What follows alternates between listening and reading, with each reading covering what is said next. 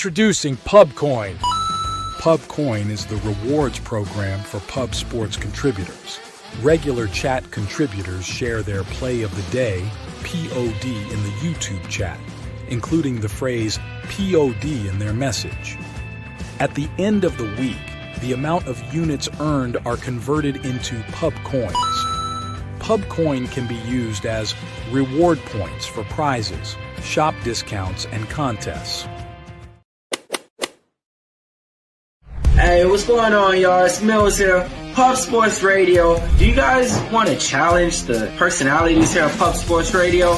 Do you guys think you're better than them at entering in your MMA predictions and picks? Would you want to get paid for it? $100? Here's how you do it, man. You sign up right here at the link below. It's just this easy. PubSportsRadio.com. Enter your email. Pick your weekly picks. That's it. Oh, and you get bonus points if you can predict how they're going to win in what round. Every single week, a new winner's getting crowned. So every Saturday on Pub Sports Radio. So come on and check us out. You can win $100 just for signing up. Only thing you need to do is see if you can beat us here at Pub Sports Radio by entering your UFC predictions and picks weekly. Do it. I dare you. See you guys soon.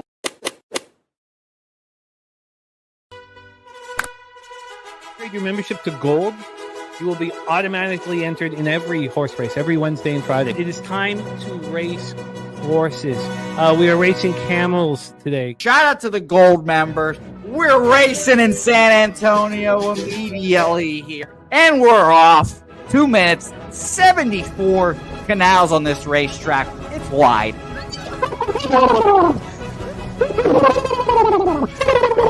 We're racing in San Antonio. Pat Wally moving forwardly. Jeff Slaughter in the mix as well. And as is Randall Sheffield, who's put that beautiful nose out front. But it's actually real grass here, Jimmy. Maybe Kentucky bluegrass. Oldie, no! Here he goes. There he goes. Oldie in the lead now. K. Wolf falls back. The horses love it. Sometimes they stop and eat it on the way to the finish line. That's why your horses start so far in the back. Here. Oh, look at Nuss Flush Allen bursting out here. J-Dub in the mix. Rude Boy up here as well. Jimmy, take it away. There's Oldie. Oldie is moving to the front. We are past the halfway mark in our 2 mile. And there's Ricky Levy.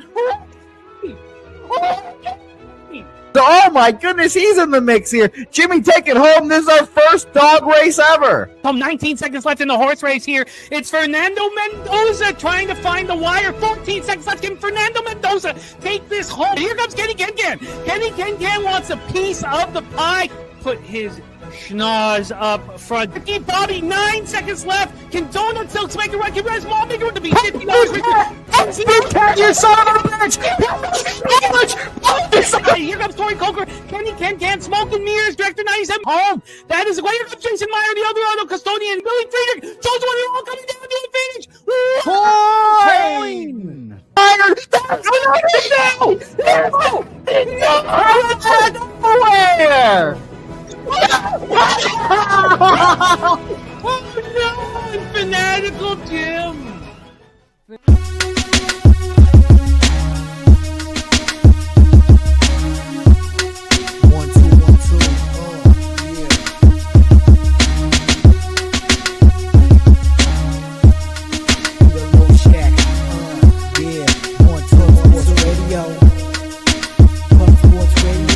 From the corporate Peter Loshak, legendary sports handicap more dapper than a dawn. Father young phenom, known as Jimmy, who declared one day that the bag was here to stay. Information like a PSA, when we all PSR, Pub Sports Radio, bizarre. Is a man named Slaughter and he flipped the script. No competition in this they quit the trip. But we say we be pubbing, better with the bag and you love it. We want a top 10, we above it. Let's check.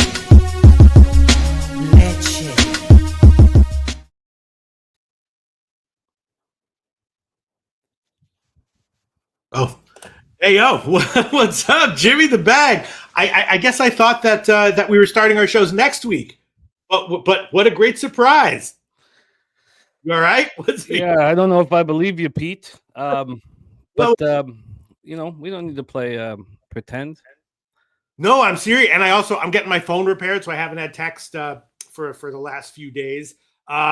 What's going on, Jim? How you doing? I'm okay, man. I just, not hearing from you the week before our first show back was Oh shit! No, seriously. like I don't have a phone right now. I mean, I have my phone is getting repaired. Did you send me texts? several. Oh my God! I have no idea. I swear on my fucking life. I believe you. I believe. Well, what? I believe you. It's all good. It's all good. No, it's really true. It's really true. I swear on my life. Wow. Now I guess I should have. Yeah. No. I didn't. I guess I should have tried to. You should have tried to reach out to me on Twitter, even though I'm not, or through my email. But yeah, I apologize for not responding to text. I'm supposed to get my phone back today. I hope it works because I didn't back up some things that I wanted to back up, which is very stupid. But yeah, I just saw the thumbnail. I'm happy to be doing this. It's quite a surprise. I'm psyched. College basketball, NFL, NBA, right, Jim? Yes, big card. I will get over this, but you sure know how to take Capper's excitement. Oh my God! No, I swear to God, no, I swear it happened on. You want me to tell you the true story? No, I don't need to hear. I don't need to hear it. It's funny and bad. It's classic. I dropped my phone in the friggin' toilet. I swear on my life. Okay, you know what? It's my fault for being so excited about working with you. I think. No, I am excited too. You have reasonable expectations for people.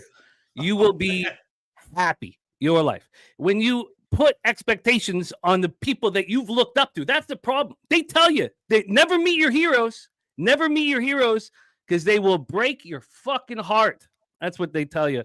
And much more often though, I think it's circumstances than anything fundamental that causes disappointment. I swear on my life, Jimmy. I swear, you know that I would not do. I would not swear. I told that to Jose. I was like, in 8 years. No, yeah, he would never. But I told him also that if he was sending me a fucking message, the message was received. No. And this would be our final. I swear on my eternal soul. No. My phone broke. I'm getting it repaired. I'm going back today to get it. After this, it's ready now. I hope it's fixed. And for the past bunch of days, I just haven't had text. I was told it would be fixed a few days ago, but then took extra days. Bunch of days actually. No, I swear I would never do that, Jimmy the Bag. That's what I said to Jose. Jose. But it's all good. I'll get over this. We have a lot of work to do. Spoons bets in the chat with his play of the day. Toledo plus 3.5. We have Justin McKelvey stacks play of the day. Utah and Gonzaga. Tori Coker in the house. Nutflush Allen, the nuke worker, and I are unfortunately going heads up in this first college basketball game on the card. St. John's, Georgetown. I was just kind of working on NBA and I missed the 4.5. So I ended up with a 4, which is upsetting. But this line is screaming to me that Georgetown is the play. We'll go over that spot there. Viper NB in the house. Kongs Clips. Louisville is the play of the day. They're the series business in the house. Ron Lofton. Bet the Sky. Viper NB ready to get to work. Let's get all this copied and pasted. So, Pete, like old times, we the whole schedule is up on our video description. That goes for anybody in the chat, whoever watches these shows from Tuesday to Friday. All you have to do on a worksheet, if you set up a worksheet on a computer, is copy and paste the games, and then you'll have every single game in order set up for you to put your own notes underneath. So that's already here. So Pete will set up NHL. I'll set up college basketball, and Pete will set up NBA. Bet the Sky moving on the Sixers money line here. And so I know that there's 29 games on the program. There's only 8 in NHL and 4 in NBA. But we will go through these college basketball games so fast. We can skip them after they're set up. We don't need to spend more than 2 minutes on a game. But I just want to at least touch on each game. Make America Great Again in the house. There is Saturated, ready to go. Dutch Boy Fresh in the house. Yes, the Flyers first period and full game thing of beauty. No sweat. I needed that, and happy that we could provide for our Medicate Monday listeners. Slatsy says Chicago Blackhawks gone over 1.5 goals in the first period, 15 of their last 16 games.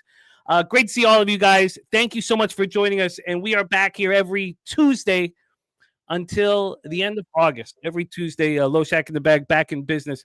So also, Pete, there will be no guest spots. Now, Dabby Cab will be giving best bets. So he has 2 best bets on this college basketball card, but that'll be the only situation we'll have best bets from Dabby Cab. Other than that, it will be Peter Loshak and myself. Now, the great cappers who've been so awesome on your show on Tuesdays, they still rock with me on Wednesdays. So we'll have Gokster on Wednesdays, of course, and Billy Brisbane on Wednesdays. So that, and then they'll be back on Tuesdays as soon as I go back to football in September.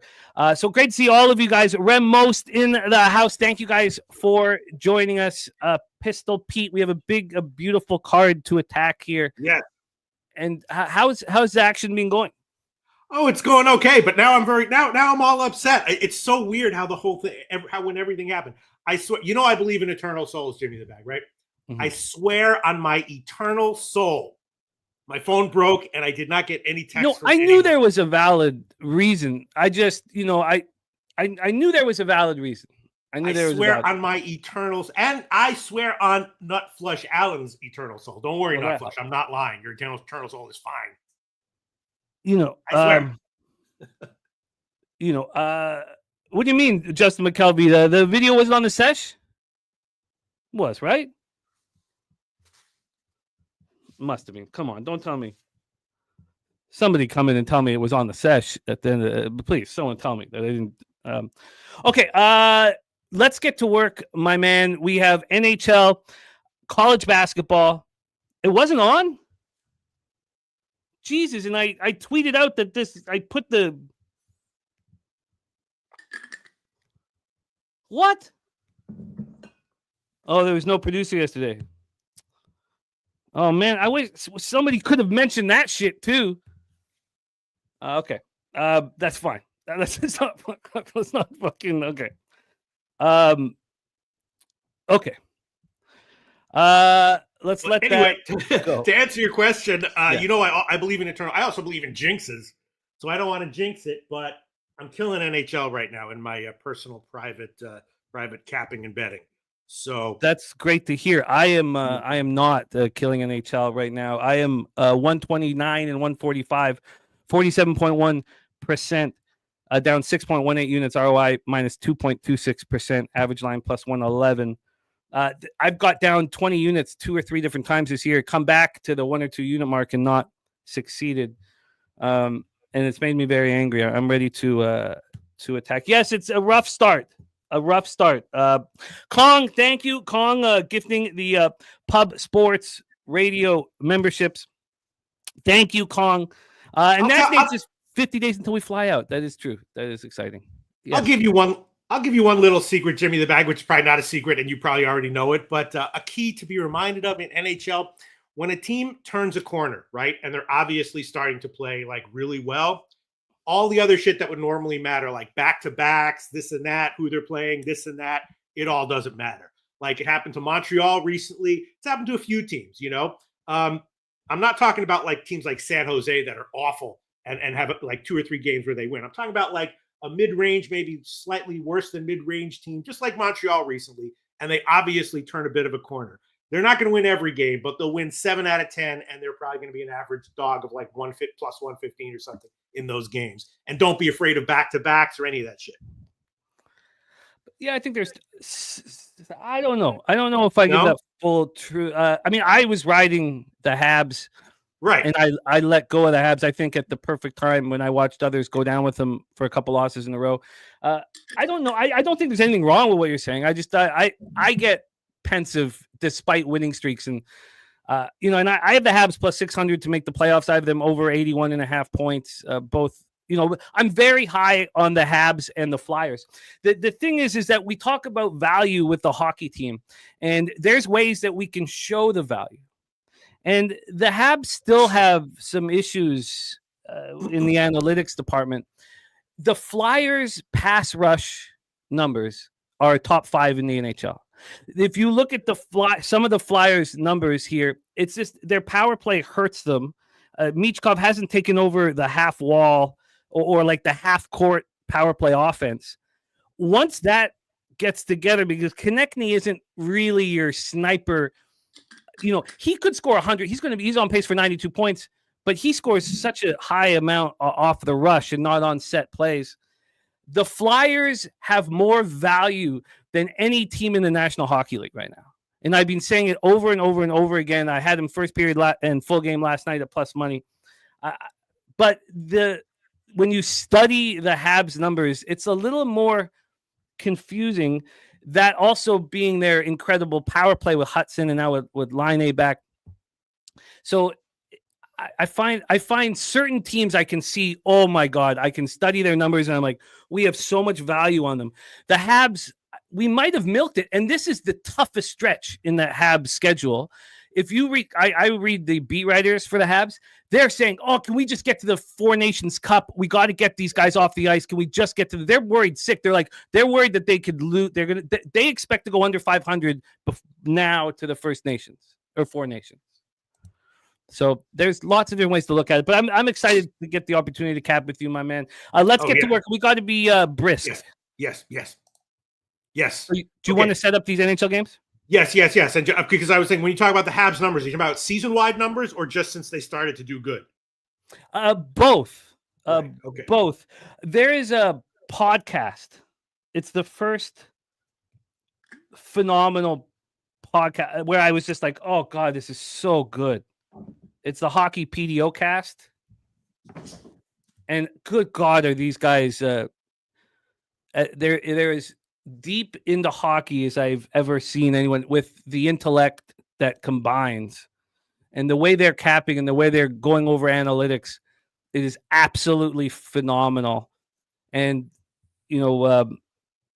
so both. So it's really easy. Now you have to pay for a lot of these numbers and they talk about the podcast all the time about how there's public numbers and there's private numbers. Like we don't get all of the numbers, but the public numbers are showing us that if you take away the Habs power play, which is difficult to take away, that 5-on-5, they still have a lot to work on. It's called the Hockey PDO podcast? PDO cast. PDO cast. Got it. It's the best thing I've ever heard in hockey. Best thing. Slatsy says they are exhausted. Jimmy, I've watched every game. Hudson needs a break so bad. That they've been focusing on Hudson, not that cast, but these beat writers in Montreal saying he's already played more games than he played last year. He can't keep this up. There's a bunch of concerns with the Habs moving forward, which I think will be eliminated as soon as the Four Nations is over. But we'll talk about all these things, and I'm excited that I get to hear your breakdowns in NHL. As even in my very best season, that first season we worked together when I got up over 43 units, you finished the season with a better record than I did. So you see things differently, and I'm very excited to work with you. Let's get right to work. Let's get into Bruins Sabres.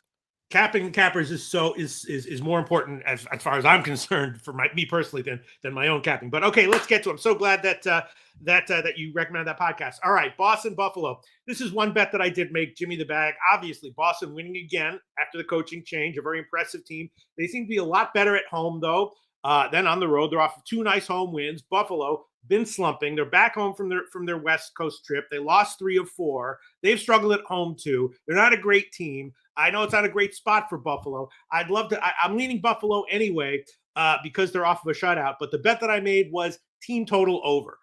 Boston. They started off with the new coach playing strong defensively, but recently that's let up, and they've had some high scoring winning games. They're worse on the road. Buffalo team total over. That's a bet that I made 2.5 at about minus 155 or so. But that is one bet that I've already made. What do you think, Jim? I'm on the Buffalo Sabres. The Buffalo Sabres here. I agree that this isn't like a must bet. It depends how you look at it. You must fade the Bruins on the road. Must you back the Sabres after a Western trip? That's up for discussion. Let's roll into this one, and we got to move fast because we got to move really fast through college basketball. But let's roll into this one here. I moved on the minus 106. We have it right now at minus 107. So a 5-cent move towards the Sabres. On the total here for this one, we have this sitting at a 6 minus 108 to the under. Opened up minus 119 to the under. So we've had an 8-cent move to the over from plus 104 to minus 104. Jeremy Swayman versus Lokinen is what I believe is the situation. Now, that can change, so let us know when we talk about the goaltenders if there's changes. Swimmen 16-16-4, 2.95 goals against average, 898 save percentage, 2 shutouts, playing much better, really rolling. Now, as Pete talked about, there's an extreme dichotomy between the road and home stats for the Bruins.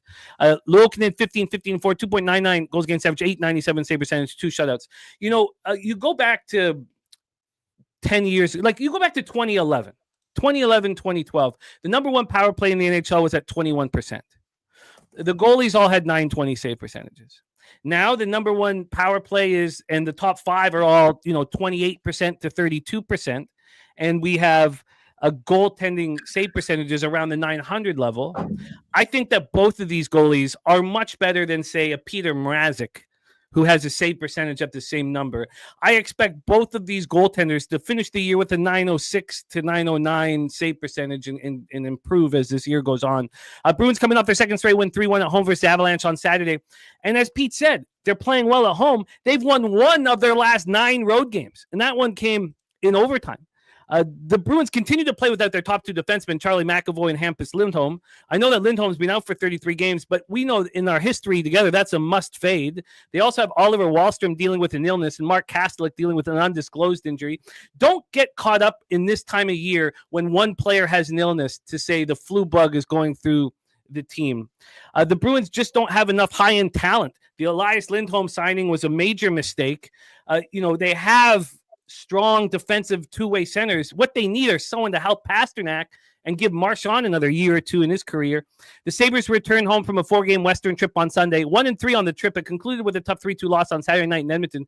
They're a pretty healthy group. They're only missing Jordan Greenway. This begins a 4-game homestand. For me, I am on the Buffalo Sabres. And shout out to our guy Flash in the house.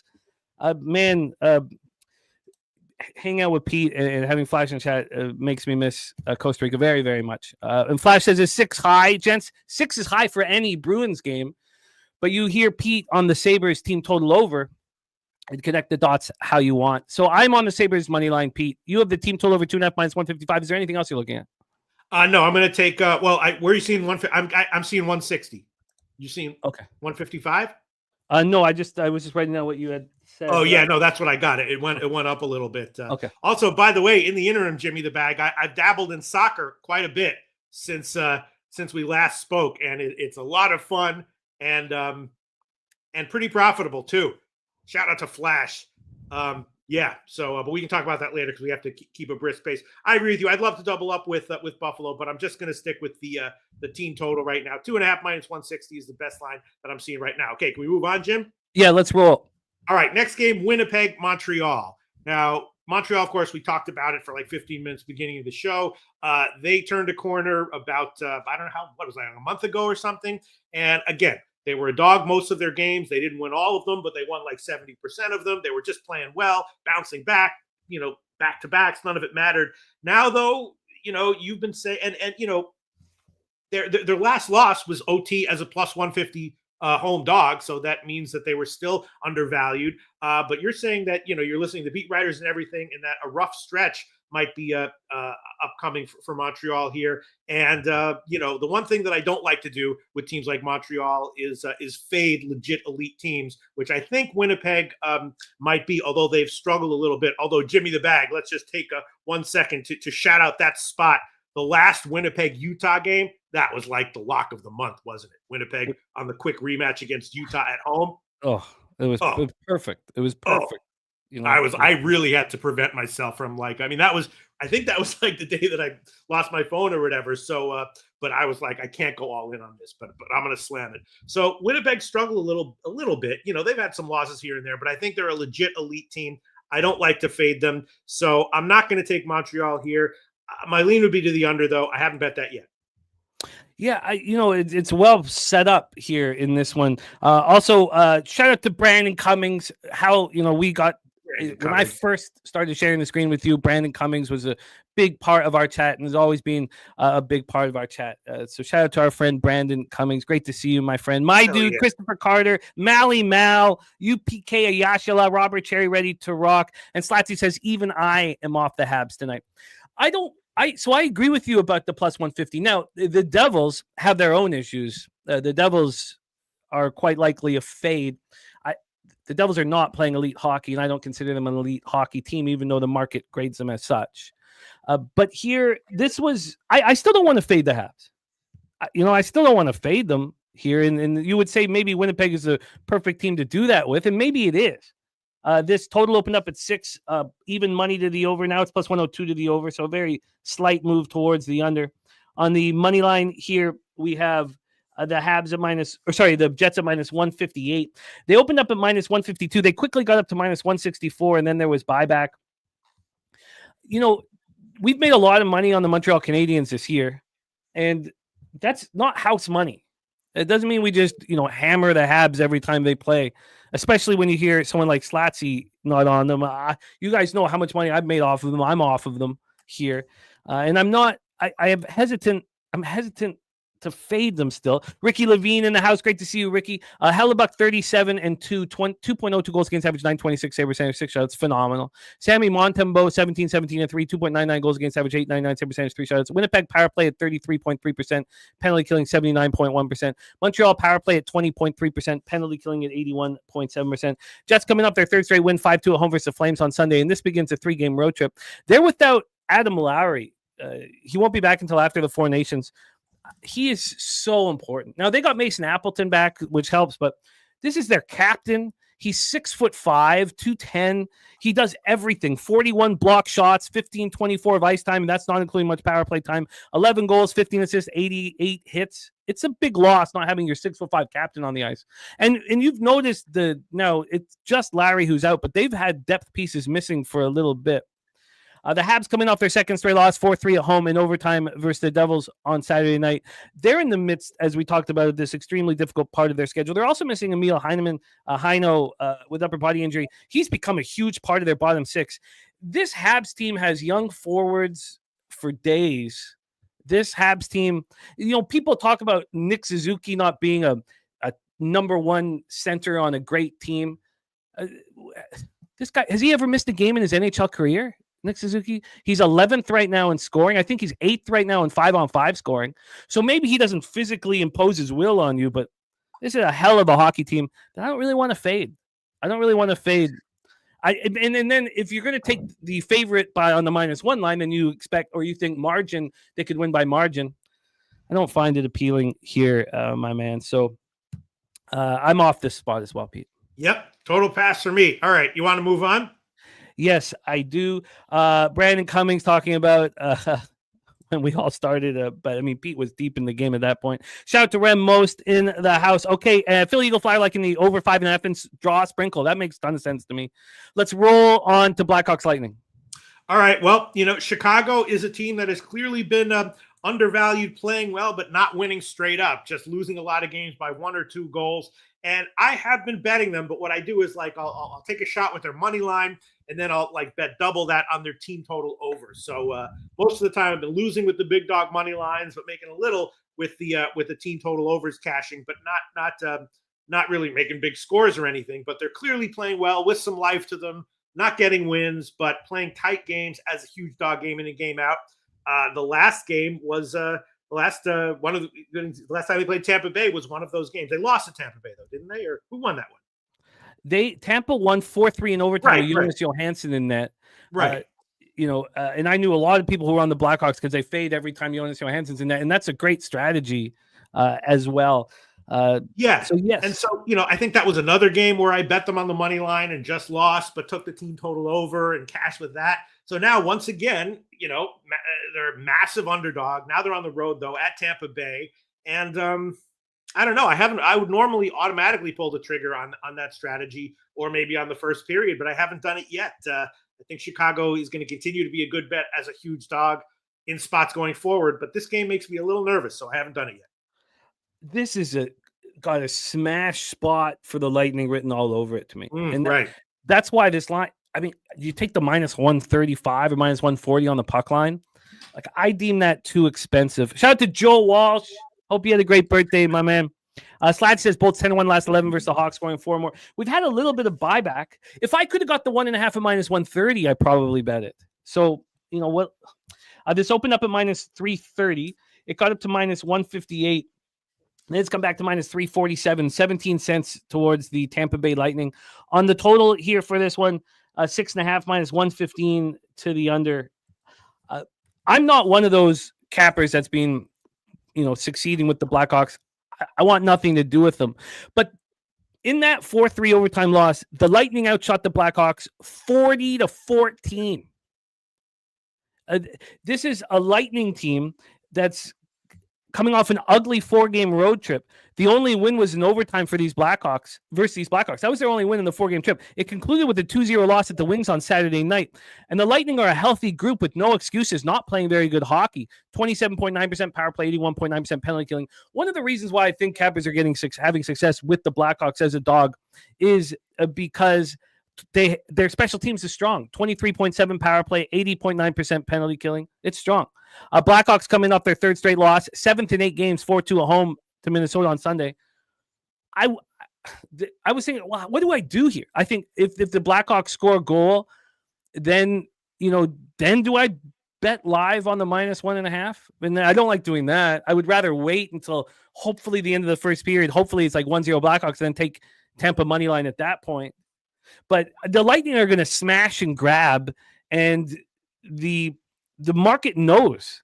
We've seen the Lightning have poor road trips, come back home, and absolutely unleash on teams.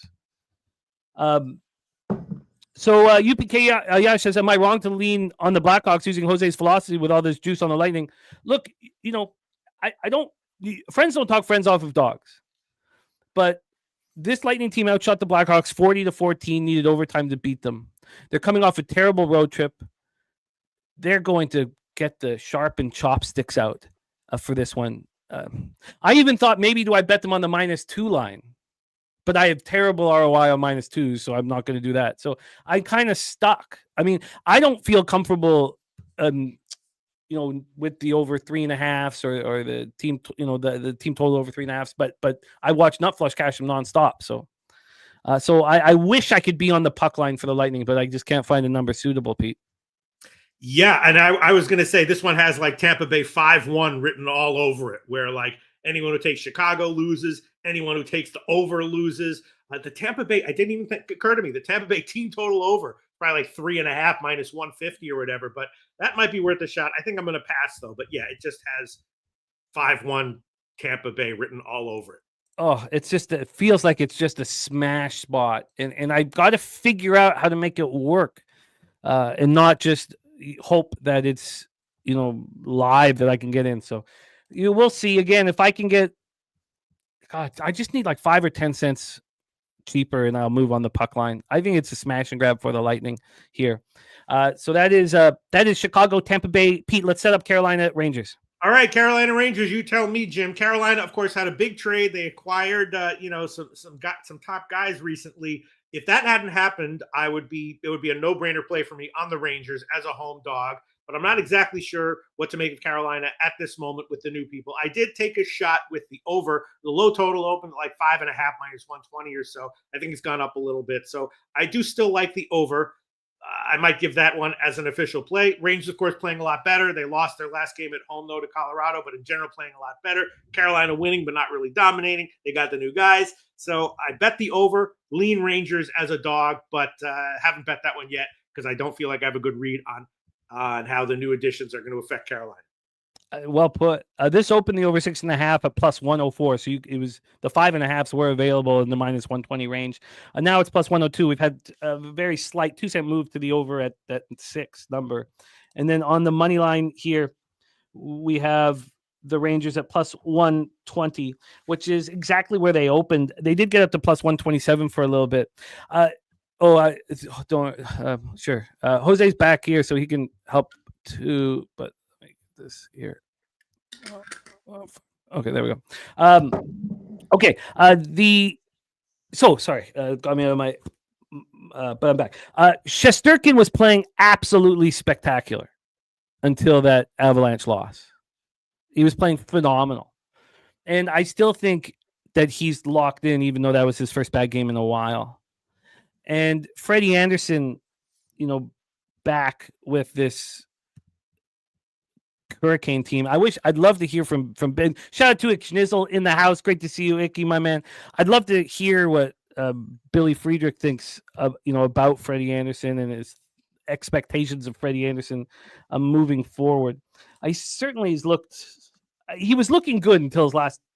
I mean, I don't know. I don't trust him at this point. I think he needs to get some games under his belt, so I could understand. I wanted the Rangers. I've been backing the Rangers a lot. As I told you guys, I've been watching all of their games, and I'm trying to figure out what the hell's going wrong. And what I saw was a team with a ton of value. And I want to keep backing them, but I am a little afraid because I can't put together exactly who this Hurricane team is. Now, Turnsey on the Rangers money line, that's the only way I'd probably look. Also, with the Rangers, you wait till Johnny Quick's in goal and then fade them and bet the over in that hockey game. And make sure that you've got it set up where you can at least beat, like when you're pretty sure it's, listen to the beat writers, see if you can get it before it's announced, because the line moves very quickly. But with Shesty, they're bet on. They're just bet on. The Hurricanes had their 4-game winning streak snapped in a 3-2 overtime loss at the Islanders on Saturday night. It was their first game with Mikko Rantanen in the lineup. He's on the first line with Sebastian Aho and Jackson Blake. Second line, Taylor Hall, Jesper Kotkaniemi, and Andrei Svechnikov. Third line, Martin Stahl, and Seth Jarvis. Good God, that's dangerous. I mean, that's such a good team. But the problem was the forward group, it wasn't the issue. The issue was their defense needs to improve, and they haven't done anything to fix that. They're missing depth forwards, Jack Roslovic with an illness, Tyson Jost and William Carrier out with injuries. And this is the final game of a 4-game homestand for this very healthy Rangers group. Dan Bonner saying, going on a Rantanen here, says, I know he's new, but I think he just keeps shooting 5 shots on goal on 7 attempts in the first game as a Hurricane, so give me over 2.5. It says Rangers also ranked 28 to shots on goal versus right wingers. Interesting. And we have Kyle Kuzma props here from Ick Schnizzle that I will copy and paste here. But yeah, I couldn't. Seeing Turnsey on the Rangers, Turnsey's running so hot right now. I find that appealing, but I can't do it here with the Hurricanes coming in off a loss, and it just feels very coin flippy. Now, if it is a weighted coin flip, as Pete has taught us, then a plus 120 on the Rangers is probably a great idea. But I'm off. What are your thoughts, Pete? You moving on? Yeah, I don't know. So you think that, maybe the over is bad with Shesty in. Is that what you're thinking? Like, he's really good, isn't he? Yeah, but this Hurricane, I get why you moved on the over 5.5 minus 120. I mean, Anderson hasn't looked very good in the 2 games he's been back for. There is so much firepower on the ice. Now, one of the issues with the power plays, these power plays, 21%, 20.3%. They're penalty killing 85.7% and 83.4%. Very, very strong. So I can't do it. I got to stay off this. But I would, if I got a free bet, I would bet the Rangers on the money line. Yeah, all right. I'll take the Rangers team total over 2.5 minus 125. Official, make that official. Rangers team total over 2.5 minus 125. I'll take that. Rangers over 2.5 minus 125. All right. And Ronnie Loftus says, tough for me to keep up with hockey since the Yotes left us. Miss it. Well, I get it. It hurts. Your ownership was so terrible. You'll get another team back, Ron. I think it'll take about 10 years, but you'll get another team back. Let's roll into Avalanche Islanders, Pete. All right, Avalanche Islanders. Colorado struggling. Of course, they made that trade with Carolina, so they lost Rantanen. They added a few other guys, and they've had some injury issues most of the year. Islanders now won 4 in a row, all at home, playing great D. And I don't know, my first no-brainer thoughts would be leaning Islanders again if they're a big dog, and leaning under again if you can get a 6. It's not very juiced to the under. Kind of don't overthink it, its style, but I'm not sure what to make of Colorado right now. And I know the Islanders have some injuries. Pulak is out for the Islanders. I'm not exactly sure how huge that is. It means a little. I'm not sure how huge, but I haven't made a bet on this. Before I hear what you have to say, free play, I throw it on Islanders as a dog and the under. The Islanders, I think, are going to start changing statistically in a really big way with what's happened with their injuries and then who they've just signed to replace these players. So you get the idea. This is the 7th game of a 7-game homestand for the Islanders. It's no surprise to me. I've been a little higher on the Islanders than other cappers. It's no surprise to me that they went on this run, from games, 3, 4, 5, 6 of a 7-game homestand. This is the final game of a homestand. we're UBS Arena in Elmont here. Mackenzie Blackwood listed against Ilya Sorokin. Blackwood 16-13-5, 2.62 goals against average, 916 save percentage, 1 shutout. Sorokin 16-14-4, 2.75 goals against average, 904 save percentage, 2 shutouts. Colorado power play 20.5%. They missed Nishushkin, who's out. Oliver Shillington out as well, the defenseman for them. The Islanders have the worst power play in the league, 11.9%. Penalty killing at 68.3%. Avalanche had their 3-game losing streak snapped with a 5-4 win at the Rangers on Sunday. So I'm on the Colorado Avalanche on the -1 line.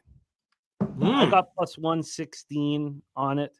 Right now, you could get better than I got. My money line was -140, so now it's -135. So there's been, no movement on the total here. From a total perspective, we have a 6 -119 to the under. Open up -115 to the under. I love fading teams on the final game of a homestand. First off, but the Islanders missing Ryan Pulock. They're also already missing Noah Dobson and Mike Riley. So they have signed Scott Prunovich, a 5th-round pick in the 20. What draft? God, I don't even remember now. I can't remember. And so Prunovich is 2nd-round pick. There, I've got it there. That's 5th round. 2nd-round pick in 2018. He's 5'10", 175 pounds. He's been in and out of the lineup for the Blues all year because they can't trust him defensively. And then they signed Tony DeAngelo, who was playing in the KHL. He believes he's been blacklisted in the league. Now he's got a lot of offensive ability, but he's been a problem in the locker room and a problem. You take Pulock out and put Prunovich and DeAngelo in. Now, hopefully, because Noah Dobson's the quarterback of this last ranked power play. I don't know why they're being so bad this year. He's not having a very good year. But this Islanders team is not very good. The Canucks have been trying to pick up Noah Dobson for a long time. He's a phenomenal young defenseman. Pulock and Pelech as a second unit are stay-at-home defensemen of your wildest dreams. This is I plan on fading the Islanders every game going forward here. So when they leave Long Island, I'm going to fade them. You just can't bring in a couple of small defensemen that the league doesn't want and think that they'll replace, because it's also Mike Riley out. Noah Dobson, Mike Riley, Ryan Pulock. It's just too much to overcome. The Avalanche, I have no idea what's going on in the room. I have no idea if they're angry that Rantanen's out. Rantanen pretending that he was going to take a pay cut that's all bullshit. That's all lies. I believe he's just spinning this to make the Avalanche look bad. The word was all year he wanted 14, and Nate's only getting like 12.7. Then we have our guy Jason Meyer, the El Dorado custodian in the house, who rocked with us at Pubapalooza 2. Happy birthday, Jason Meyer. Shout out to you, my man. Happy birthday to the El Dorado custodian. Great guy. Not flush. My -1 on the Avs isn't as good as what you get now. I got +116. I'm on the Avalanche to take care of business tonight, Pete. Okay. I hope you cash. Makes me nervous. I'm going to pass. Yeah. This is a spot, though, one more time. Four straight, getting to fade a team on a 4-game winning streak in the last game of their homestand when they're ready to take off and they're thinking about, we got to go on the road trip, we got to take off. Now, the only problem is, what the hell are we getting from Colorado? I don't know exactly what we're going to get from Colorado, but I think that the win over the Rangers galvanized the troops. I think that this is a fade of the New York Islanders on a 4-game winning streak. This is not really a bet on the Avalanche.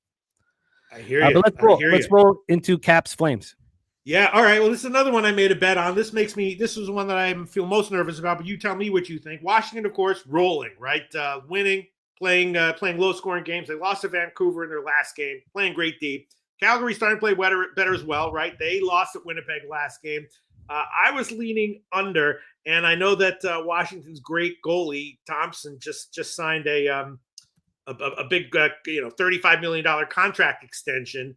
So I don't know, that can for some people that would not affect them psychologically at all. For some people, it would. Not exactly sure how that will affect him here, but I kind of like Calgary a little bit as a dog. I kind of liked the under, although it was low total. So the bet that I made was Washington team total over 3.5. I paid a lot. I paid like minus 155 for it. I took Washington minus one. If the games keep going as Washington games have gone recently, they could easily get a 3-1 or 3-2 win. That still cashes. I like Calgary. Not sure what the situation will be with Thompson getting that huge extension. I know they're off a loss, so Washington's going to come in and try to prove themselves. But I don't know. I kind of like Calgary. They're off a loss as well. And the bet that I made was Washington team total under, leaning Calgary as a dog and slightly to the under. Washington Capitals cost me a lot of money. My dad had 300 on the Capitals against the Canucks. I told, don't do it. Don't do it. I kept saying, don't do it. The Canucks are better than their numbers indicate. The Capitals are worse than their numbers indicate. Don't do it. And he said he's doing it. And I said, well, I won't send it in. How about that? And I texted my friends and I said, well, I'm not sending it in, and I'm just going to put that in my pocket. And the Canucks won 2-1. And the Canucks then go in and beat the Blues. The Canucks are a much better team than the Blues. Like, much better. Like, who can? Don't get so caught up into these so-called controversies that are happening. Like, I follow this team so closely. And when nobody's talking about the issues in the dressing room, I was telling you guys about it. But then it gets completely overblown. Now, look, Rick Tockett's an asshole and they don't want to play for him. But that doesn't take away that they have so much more skill. But that's another point. So the Capitals here, I'd love to fade them here. But I do not want to trust the Calgary Flames at all. This total is a 5.5. It's minus 111 to the under. It opened up plus money to the under. So we have an 11-cent move to the under. These are, it's very interesting. You bring up what Thompson's going to do after this huge extension. Huge extension. We have the Capitals at minus 137. They opened up at minus 140. I mean, I guess I want the Capitals to beat the Flames so I could fade them on Thursday against the Senators, I guess. Logan Thompson, 22-2-3, 2.09 goals against average, 925 save percentage, 2 shutouts. He'll never have this kind of line for the rest of his career. So, I mean, I guess I'm happy made money off of it. Dustin Wolf, 18-7-2, 2.54 goals against average, 916 save percentage, 2 shutouts. Washington power play, 22.6, penalty killing, 84.8. Calgary power play, 21.2%, penalty killing, 71.2. Capitals had their 6-game winning streak snapped in a 2-1 loss at the Canucks on Saturday. This is game 4 of a 5-game trip. They finished off on Thursday at Ottawa. This Capitals team is showing a ton of character this year. It wouldn't surprise me if they bounce back from this loss, but I will be fading them as we move forward and living with the consequences that have been very poor thus far. The Flames coming off having their 3-game winning streak snapped, a 5-2 loss at the Jets on Sunday. This is the first of a 3-game homestand. They're still without Connor Zary, who's a big help. I don't want to back either of these teams. I like your Capitals team total under 3.5. I guess I like anyone on the under. I don't want to have anything to do with these two teams. Nicholas Earl on the Flames money line. I like that. I wish I could back that, but then I would have to watch the game expecting the Flames to do good things for me, which is something that it would be very difficult for me. But I like it, Earl. What are you going to make the under 3.5 official here, Peter? Do we move on to the next spot? This line I can see right now, minus 160. I'll take it. Caps, team total under 3.5, minus 160. Let's roll on. We got 2 games left. I've moved on both of them, and then we'll get into college basketball. Okay, well, Dallas, Vegas, we're back together. I know what you moved. I moved on it too. Of course, I moved on it too. It was before the line. I don't even know. Has the line moved? I got Vegas at 115. Where is it? What's I got it minus 114. You got what? Mine is just 1 cent better. Oh, well, there you go. Yeah. Well, it hasn't moved yet. You can still get 116 at some places. But that just moved back. This got up to minus 122. Then we had 6 cents of buyback. Well, that's not so nice to hear. But okay, no, Dallas is good. I get why there is, but keep rolling. Dallas is good. No, I'd love to hear your thoughts on your bullishness because I think we're going to be right in line. Dallas is good. They're off a nice win at St. Louis. Vegas, had been slumping, so that explains why the line is so low. But they got a nice win against Florida, which I give them some credit for. And the last game they played, Dallas won. It was also an emotional, tough, hard-fought game. So I think Dallas is good enough to get the win here. And I wouldn't lay one. No, I wouldn't lay. I wouldn't lay like minus 200 maybe, but at minus 120, sure, I would take it. And I did bet Vegas. Yeah, I agree completely. You guys know I'm high on Dallas.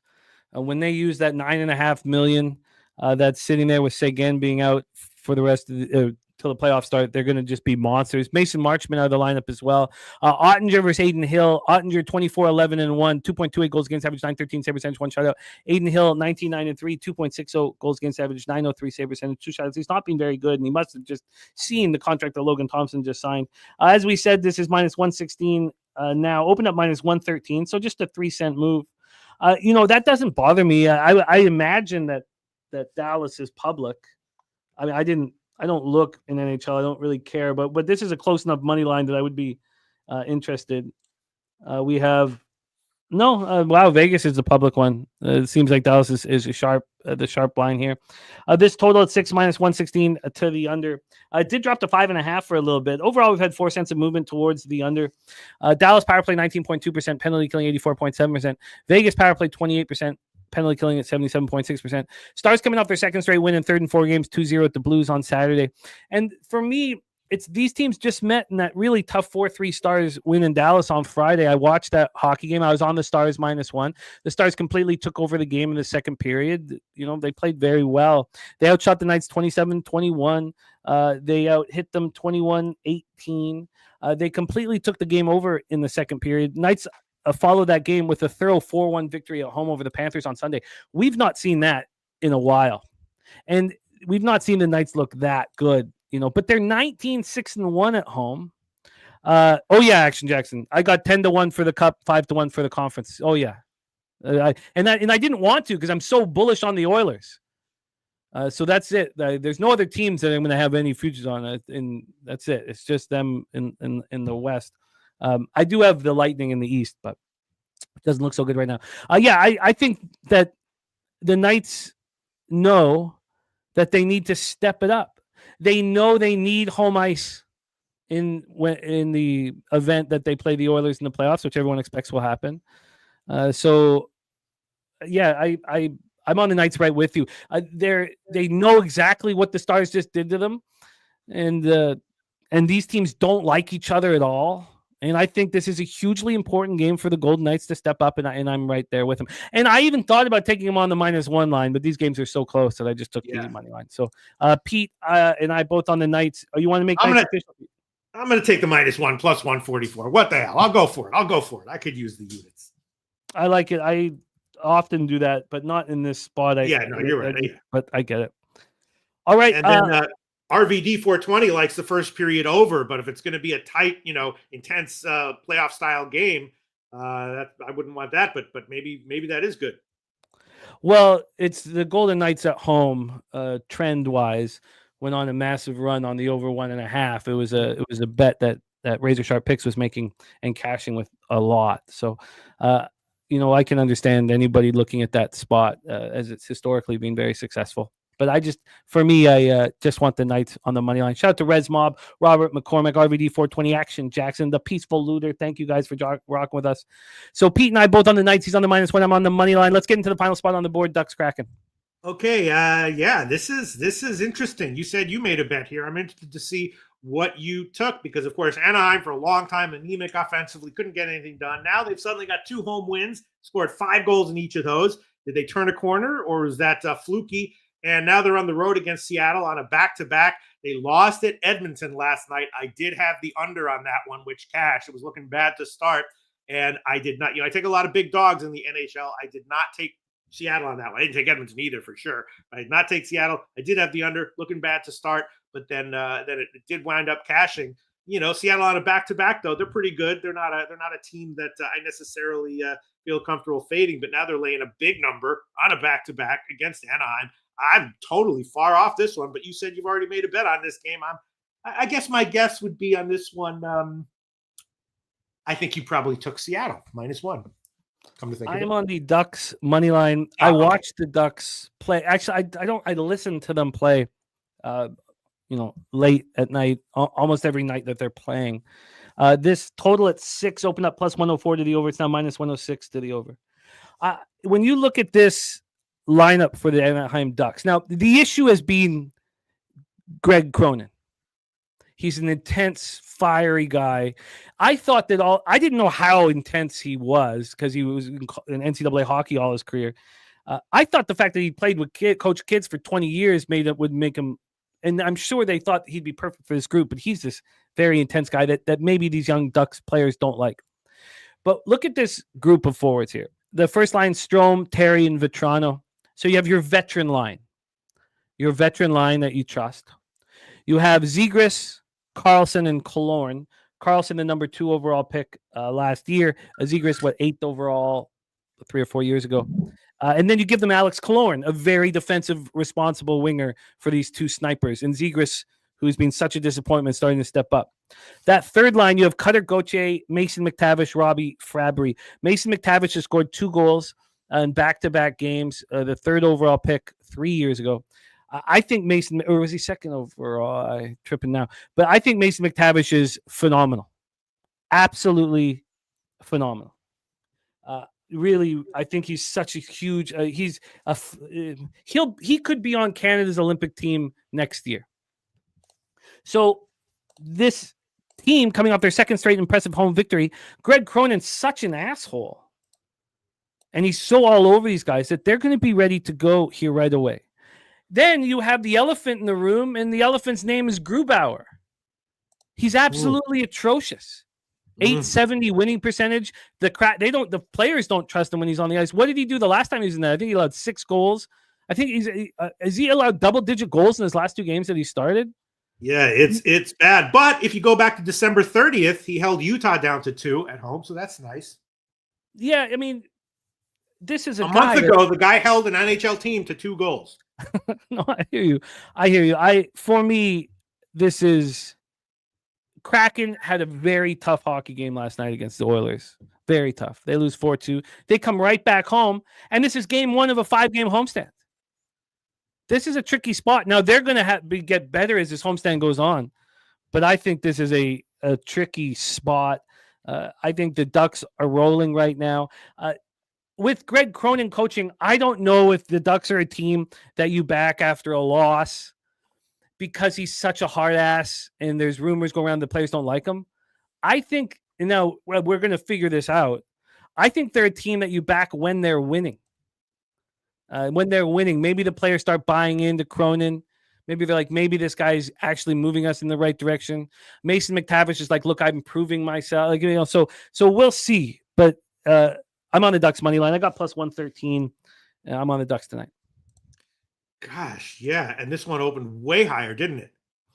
This line, sorry, I should have crap. said it. We did the total. Wow. And I got in late here. It's plus 113 right now. Yeah. It opened up plus 124. Grubauer. So when the Rangers have to start quick, you fade them every game. Now you probably also bet the over. I guess you probably bet the over here in this one. Or the Anaheim team total over. I mean, capping the cappers. I don't know. It makes me nervous too, because you know the makeup of the team's better than I do. But when you have a team that's had trouble scoring, and then all of a sudden they have 2 home games where they score a lot, and now they go on the road. But look at their team, because this is a team where you can explain why things are not going right. They have this superior, spectacular young talent with this hard ass coach. It's taken a little while. But I don't want to double down. I guess I could use the Ducks team total over 2.5. I mean, I think that makes sense. I could bet on the over, which wouldn't be a double down. I guess the over is somewhat appealing, but I just want the Ducks to go take care of business. Yeah, look at that. I far the better goalie, and I have the deeper forward group. The only question then would be, is on defense. And Jackson LaCombe, if you watch some of these guys, Jackson LaCombe is better than I thought he was going to be. They have a nice puck-moving group back there. I don't want to add to this, but I love the spot. I'm on the Ducks. Yeah, all right. I saw it at minus 160 was the first line I saw. I was like, I can't pull the trigger. Look at that. A 30-cent move. All right, Jim, I hope you cash. Thank you. Let's review all action here, and Pete will add to anything he's got. Pete's got Sabres team total over 2.5, minus 160. I'm on the Sabres money line, minus 106. Jets Habs, I've stayed off. I'd love to be on the Lightning somehow. I just can't figure out a way. I don't want a -2, so I don't know. Loshak is on the Rangers team total over 2.5 at -125. I'm on the Avalanche -1 at +116. Loshak's on the Capitals team total under 3.5 -160. I'm on the Knights money line. Loshak's on the Knights -1, and I'm on the Ducks money line. Not flush out on the Ducks to win, and the Ducks over 3.5 at +208. Wow. And there's my guy Old E in the house. Are you adding anything to that, Pete, or do we roll into college basketball? No, I guess we'll just. There's a lot of interesting stuff that I might bet, but no, just those 4 for my official plays. All right, well, let's get ready to roll here. We're going to change course into college basketball. I got off to a good start in college basketball, and I've come crashing back 41-42. Very, very disappointing. I had a terrible week last week. 41-42, 49.4%, minus 3.98 units. That's an ROI minus 4.80%, an average line minus 120. And I'm very excited about hammering the board. How's your college basketball season gone? It's going okay. College basketball, I feel like I have a good read on it. There are definitely some big, big loss. I mean, any college basketball day, I have at least 2 or 3 huge losses that were just like, in retrospect, incredibly stupid. But overall, because it's so unpredictable, but overall, it's going well. Well, let's get right to work. Now, we're going to go really I just want to say, but I also sorry. do a lot of, everything is like, some full game stuff, but a lot of first half, second half, live, you know what I mean? So it's not just that I make pregame bets, then leave it, No, I hear you. My live action in college basketball didn't work for me yesterday, last week, which was disappointing. Let's get to work here. And we're going to go very quick. So no pressure, Pete. If a game doesn't interest you, we'll just roll right past it. So let's get to work. I've got everything set up. Here was my worksheet. Here we go. Okay. Again, we're going to be hammering through. And the only bet I've made is on this very first game. 20-ranked St. John's Red Storm, 17-3, 8-1 in the Big East at the Georgetown Hoyas, 13-7, 4-5 in conference. We're at Capital One Arena in Washington, D.C. We have St. John's coming off that home victory, 79-71. Over Xavier 6 days ago. It was, ripping my beating heart out of my chest. I lose the +7.5, and both Troy and CMAC lose the under 149.5 because of overtime. It was just extremely difficult to take. Georgetown coming off 78-68 loss at Providence. The loss at Providence, that was on Saturday. So, we're dealing with St. John's with a big rest advantage here. Georgetown played well, clean basketball, out-rebounded a little bit. They opened up as dogs and closed as favorites, but they lost by 10. It's a disappointing performance for the Hoyas, and I like backing them at home. Now, if you back them in their last home game, they look bad. They lost to DePaul by 5, but you go back and they lost to Connecticut by 8. They also played St. John's very tough. Now, maybe that would lead you to say, well, St. John's isn't going to overlook them, but, they played St. John's very tough. They defended beautifully. They held St. John's to 34.8 from the field and 33.3 from 3. The problem was Georgetown shot 21.4 from 3. And now they covered easily. They covered easily as, 9.5-point dogs, but they were up 37-27 at the half. They know they can play with this team. This is also a situation where, the public is all over St. John's. 94% of the tickets and 82% of the cash. 6% of the tickets and 18% of the cash on Georgetown moving towards them. I can imagine Jose betting this as we talk about it. That's just a wheelhouse for him. We also need to hear from Jose's Las Vegas trip, and we'll close the show with that. But take it away, Pete. I'm on the Georgetown Hoyas right now, a +3.5, but that's at +101. This opened up, though, at 4.5 at a pick'em. Now, it has gone back to 4. There has been some buyback at other books. There hasn't been buyback here at what I consider the sharpest book. But there's been buyback at other books to make it a clean 4. Take it away for us here, Pete. Red Storm Hoyas at Capital One Arena. Yeah, Georgetown is a scary team to fade as a home dog, but St. John's, of course, has been awesome. So this is a pass for me. Free play, I'd probably put it on Georgetown. All right, I am on Georgetown, so we will just roll on. Next up, we have a big one, and we are supposed to have our next guest jumping on with us. I don't see him backstage. This was one of Dabby Cab's spots here. We'll see if he joins us at some point. Number 12 ranked Kentucky Wildcats, 14-5, 3-3 in the SEC. At number 8 ranked Tennessee Volunteers, 17-3, 4-3 in conference. Food City Center in Knoxville, Tennessee. Kentucky has lost 2 straight. This is an angry group coming off that 74-69 loss at Vandy on Saturday. Vandy, of course, storms the court. Now, Vandy was just 2.5-point dogs, but meant a lot to the Commodores to take care of the Wildcats. And then you have Tennessee off a loss at Auburn. They've lost 2 of their last 3. They also lost at Vandy, 76-75. So, 2 angry teams meeting here. Let's get to the line history here for this one. Line history, we have Kentucky plus 10.5 at -107. Opened up at 8.5, now at 10. But a big 1.5 move towards the Volunteers. And on the total, we have 145.5 -117 to the over. This opened up at 148. So we've had a big drop to the under. And we've had a big drop in the last 5 minutes or so. And then when we get to the cash flow for this one, you have 3% of the tickets on Tennessee and 61% of the cash, if we were to believe that. Wild. 55% of tickets, 53% cash on the over. Take it away for us here, Pistol Pete. We have the Canadian Capper in the house. Great to see you, Canadian Capper, in the house. And we have Spoon Spet saying Lamont Butler out, Andrew Carr doubtful for Kentucky in tonight's game. That's a huge loss. You need to be aware of them if you're on the Cats. Troy Torn says, in this market type, in non-Power 5 games, the road team cashes. Take it away for us here, Wildcats, Volunteers. Yeah, I mean, I definitely don't want to touch the spread. It's interesting. It was interesting how it turns out, but I do like the under in the first half under. In a game like this, expect the unexpected, but I like the under in the first half under. Is it something that you are making official? Oh God, here we go. All right, gosh, okay, fine. Yes, I'll take the first half under 69.5 -109. First half under 69.5. At -108 for Pete in Kentucky, Tennessee. Curious to see where this closes and if Tennessee gets a little overconfident with Butler and Carr out.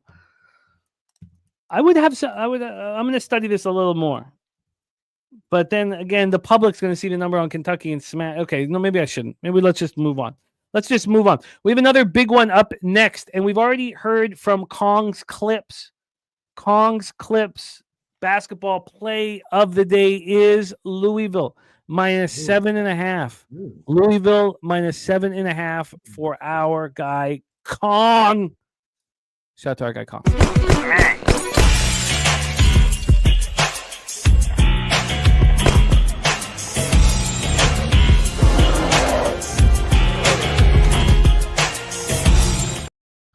All right, let's roll into this one. Demon Deacons 15-5, 7-2 in conference at the number 21 ranked Louisville Cardinals 15-5, 8-1 in conference. We have Wake Forest coming off a 63-56 loss at home to Duke to snap their winning streak. Louisville on a monster winning streak right now. Wake Forest played horribly, 37.3 from the field, 16.7 from 3. 11.5 dogs, and they covered because of defense, but they did not look good doing it. By the way, Gerald Jones also on that first half under with you, Pete, but Brandon Cummings on the other side on that first half over. Really? Yeah, okay. Which is, but some good and some bad. I take the full game under because it'll be intense the whole way long, which is 147 at like -101. But yeah, Well, you got time to think it over, and we'll see here if you make the move. We have this Louisville squad off their 9th straight victory, and it was a smash and grab, 98-73 at SMU as a 1.5 dog, up 50-27 in the first half. It's funny that Kong is bullish on this spot because that's sort of the situation that I would like to fade them in. Let's take a look at the line history and the cash flowing in here from Pete. This totals at 144. It's -115 to the under. This opened up at 142, so we've climbed 2 points. And then on the spread here for this one, we have Louisville -9 at even money. They opened up at -7.5, so a 1.5 move towards Louisville. I don't know if I want to get in the way of that, even though I can explain it at least. And then we have another spot where the public's all over Wake at this number, 97. Again, if we're to believe the Action Network here, 5,982 tickets in, 97% of the tickets and 39% of the cash on the Demon Deacons, 63% of tickets, 60% cash on the over. Take it away for us here, Pete. Demon Deacons at the Louisville Cardinals. I took the over for a little bit at 142. Now it's up to 144. The spread, both these teams have been good ATS. I don't really feel comfortable. Obviously, Louisville is awesome, but I don't feel comfortable fading Wake Forest. So I did take the over 142. Now it's up to 144. I don't know if I want to make that official though. Yeah, I can understand. Mr. Belvedere looked hard at this one. Says can't lay 9 with Louisville. Spoon Bet, Spoon Dog. He's now doing guest spots on our Friday shows, Pete. Very sharp. Says he's on Wake Forest money line and +9. Says Hepburn struggles with good defense, 11 turnovers and 15 assists in their losses. Tyler Johnson is top 5 defensive point guard in the country. That's from our guy Spoon Dog. I will copy. I guess I'll be very interested to see what happens when the market kind of settles. And I don't mean the spread. I mean more the cash flow. But I can understand anyone looking at Wake Forest at this number and thinking that they should be bet. And the public seems to be doing that. So I am interested. Let's move on to the next spot on the board, Pete. And we have Rice Owls, 11-9, 2-5 in the American at the South Florida Bulls, 10-10, 3-4 in the American. We are in Tampa, Florida for this one. Let's set up the line history here. We have, move over here. We have Rice right now +5.5 at a pick'em. Here we go. This opened up at 4. So a 1.5 move towards South Florida. That's a big move towards South Florida. From a total perspective here, we have this at 141.5, juice to the over. This opened up at 140, climbed to 141.5, 1.5 move and juice to the over. And then for the South Florida spot, we have 97% of tickets and 93% of cash on the Bulls, 58% tickets, 50% cash on the over. What are your thoughts here, Pete? We have Rice and South Florida, both teams who've been poor in conference. Rice 2-5, South Florida is 3-4. Rice in the throes of this monstrous losing streak right now. We just saw them lose at home to Tulane on Saturday, 82-71, but just piling up losses after a great start to the season. And South Florida also piling up losses. They've lost 2 straight and at least 4 of their last 5. The Bulls, exactly 4 of their last 5. They just lost 64-55 at East Carolina, a very ugly performance. They shot 35% from the field. They got out-rebounded 48-27. 4.5-point dogs only put up 55 points. Any interest here in this one, Pete? Take it away. Rice, South Florida. Well, I did take South Florida at -4 when it opened, but this is one of those games where, every college hoops card, Rice could win this one by 12. And then I'm like, well, that was way wrong. I mean, Rice, 2 games ago almost beat Florida at FAU on the road. Not bad. So, but yeah, I took South Florida -4, sure. But don't want to make that official at this number. Not really. I mean, this is one of those games where I like, watch it go and live and second half and all that stuff, Start out with small play on South Florida, full game, spread and money line. That is Rice, South Florida here in this one. By the way, the respect play of the day is Tennessee first half from Res Mob. Tennessee first half. Let's roll on to the next spot here on the board. We're making a good pace here, so let's keep the pace up. 7 p.m. Eastern with the Providence Friars, 10-10, 4-5 in the Big East at the Seton Hall Pirates, 6-14, 1-8 in the Big East. Prudential Center in Newark, New Jersey. Let's set up the line history and the rest situation. Both teams played on Saturday. Providence snapped their 2-game losing streak with a big 78-68 win at home. But Seton Hall just in the throes of it right now. They've lost 5 straight games. They've lost 10 of their last 11. Their only victory over this period that started Sunday, December 8th, their only victory was at home against DePaul in overtime. This is they have not won in regulation since playing NJIT on December 4th. This is a team that appears to be falling by the wayside here, the Seton Hall Pirates. Providence feeling good about themselves after that win versus Georgetown. Let's take a look at the line history. From a line history standpoint, we'll open with the total. It's a 133.5 juice to the over. This has only moved 5 cents from the opening line to the over. And then on the point spread, we have Seton Hall +3 at -109. They opened up at +4. They've come back to +3, and it's juiced to Seton Hall. Oh, this is going to be ugly here. And Brandon saying, Loshak, Jimmy, can I post a website in here that helps me with my research?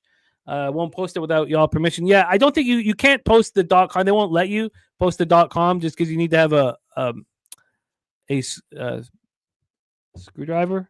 But please write it out so we'll know where you're looking at it. And thank you, Brandon. So cash flow for Providence, and I think this will tell the tale. 6% of the tickets and 76% of the cash on Seton Hall. 78% of tickets, 80% cash on the over. Do we pull out the lipstick and we put it on the pig lips of Seton Hall Pirates? Do we do that here, Pete? Yeah, I mean, I looked at it. I was like, this is obviously a Seton Hall spot, but I didn't pull the trigger on it. It was 4. Now it's 3. I probably will take Seton Hall first half, even though I'm getting a bad line. I might make it official. Look at Troy Torrance's numbers here. And Dabby Cab telling us he's on Kentucky +10.5 in that one. Troy Torrance says home dogs between +2.5 and +3.5 are 20 and 31 against the spread. That's 39% in his database. That's building and building, everyday building. But if the market moves towards them, 12 and 5 against the spread.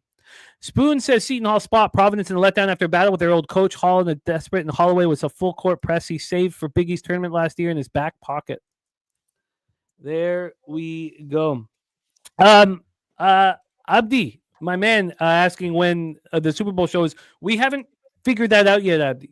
I mean, we'll be live for the game, but we haven't figured that out yet. So we're working on that. But thank you for asking, and we'll figure it out soon. Nasty Nate, though, on the Friars, first half and full game. Pete, this is forcing my hand. I must be on Seton Hall in this spot. I must put lipstick on the pig of the Pirates, and I will. I'm going to move on Seton Hall. Anything you're moving, Andrew G, loving him today. This is just one of those bets that has to be made and deal with this results. Yeah, all right, I'll take it. I'll take Seton Hall first half money line +120. Seton Hall first half money line at +120 for Pete. I'm with Morgan. I'm with Seton Hall. Will be adding to my card. And I like it. Okay, let's roll on. We are getting through these games. There's 29 in total, so we got to move quickly, but we are getting through them. On our next spot, we have South Carolina Gamecocks 10-10, 0-7 in the SEC at the Georgia Bulldogs 14-6, 2-5 in conference. We're in Athens, Georgia for this one. We have the Gamecocks, another team. I mean, they've lost every conference game they played. They're 0-7. In the SEC, just a debacle. But their last one was tough, man. At home, losing 65-60 in overtime at Mississippi State. That's coming off a 1-point loss to Florida. I mean, these guys are playing their hearts out at home. Now, what's going to happen when they get out on the road? It's a fascinating capping situation. Georgia's lost 4 straight, and they got drubbed by Florida. Georgia's lost 4 straight. They got drubbed by Florida, 89-59, a 30-point loss. How do they not bounce back here? And, this was just a horrific display. Turning over the ball 18 times, 35.6 from the field, down 51-26 at the half, 10.5-point dogs, close at 11.5-point dogs, and lose by 30. How do they not bounce back here? Wait, can I cut you off for 1 second, Jim? Of course, my man. Brendan Cummings, please post the website. I love to hear websites that I might not know about. Yes. Oh yeah. Brendan Cummings, he's saying, if each one teach one, we all become smarter. I got to get back to work. Brendan Cummings, please post the website. Just put DAHTCALM, website.com. Oh, good point. Thank you, Brendan Cummings. Yes. Type it out. Shout out to you, Brendan Cummings. Thank you. If you're still there. All right. Okay. All right. Go on. All right. Let's roll into this spot here. Very fascinating one. We have Georgia minus 7.5 and minus 111. Opened up at 8, so we have a half-point move against them. I guess that's a tough line, but oh god, this totals at 131.5, slightly juiced to the over. Opened up at 132.5. And maybe this will tell the tale here, the cash flow for this spot. So cash flow wise, we have, come on, here we go. 5% of the tickets and 85% of the cash on Georgia. God, these numbers are wild. 68 and 69 on the over. Take it away for us here, Pistol. Gamecocks, Bulldogs in Athens, Georgia. Okay, Brendan Cummings has given us .com, so it's not a .net site. It's not a .net site. Okay. Thank you, Brendan Cummings. Hit us up with it, baby. Thank you, Brendan. All right. This one, this is going to be a pass for me. Like you said, South Carolina, very scrappy. So you never know when they're going to be, an 8-point road dog and get a, 12-point win against a team like Georgia. It was good. If it was a lower line, I'd take a shot with Georgia, maybe first half, but pass for me. So we'll see. But this, to me, the market puts out a line where they'll know nobody or the money's going to come rolling in on the Gamecocks, who've looked so good in these last 2 games at home and now hit the road. They're putting out a line on a Bulldogs team that's lost 4 straight, just lost by 30 points, that nobody in their right mind would want to bet, which makes me want to bet it and double up on it. First half and full game on Georgia. Now, yeah, they might win by 20, and I'll be like, damn, why did I overthink it? Yeah.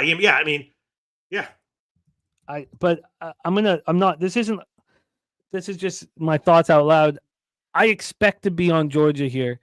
Nobody would want them at this number after what they've just done. So why did the books put it out at this number? They're all right. Yeah, they played some tough teams, right? Yeah, but so did the Gamecocks, 14th seed or 14th ranked and the 8th ranked. Well, like when you have a team like South Carolina that's like bad but fighting and scrapping, and then they're coming off of a what are they off? Yeah, they're off of some scrappy home close losses, and then they go on the road. It's definitely not a good spot for them. It's definitely Georgia or nothing.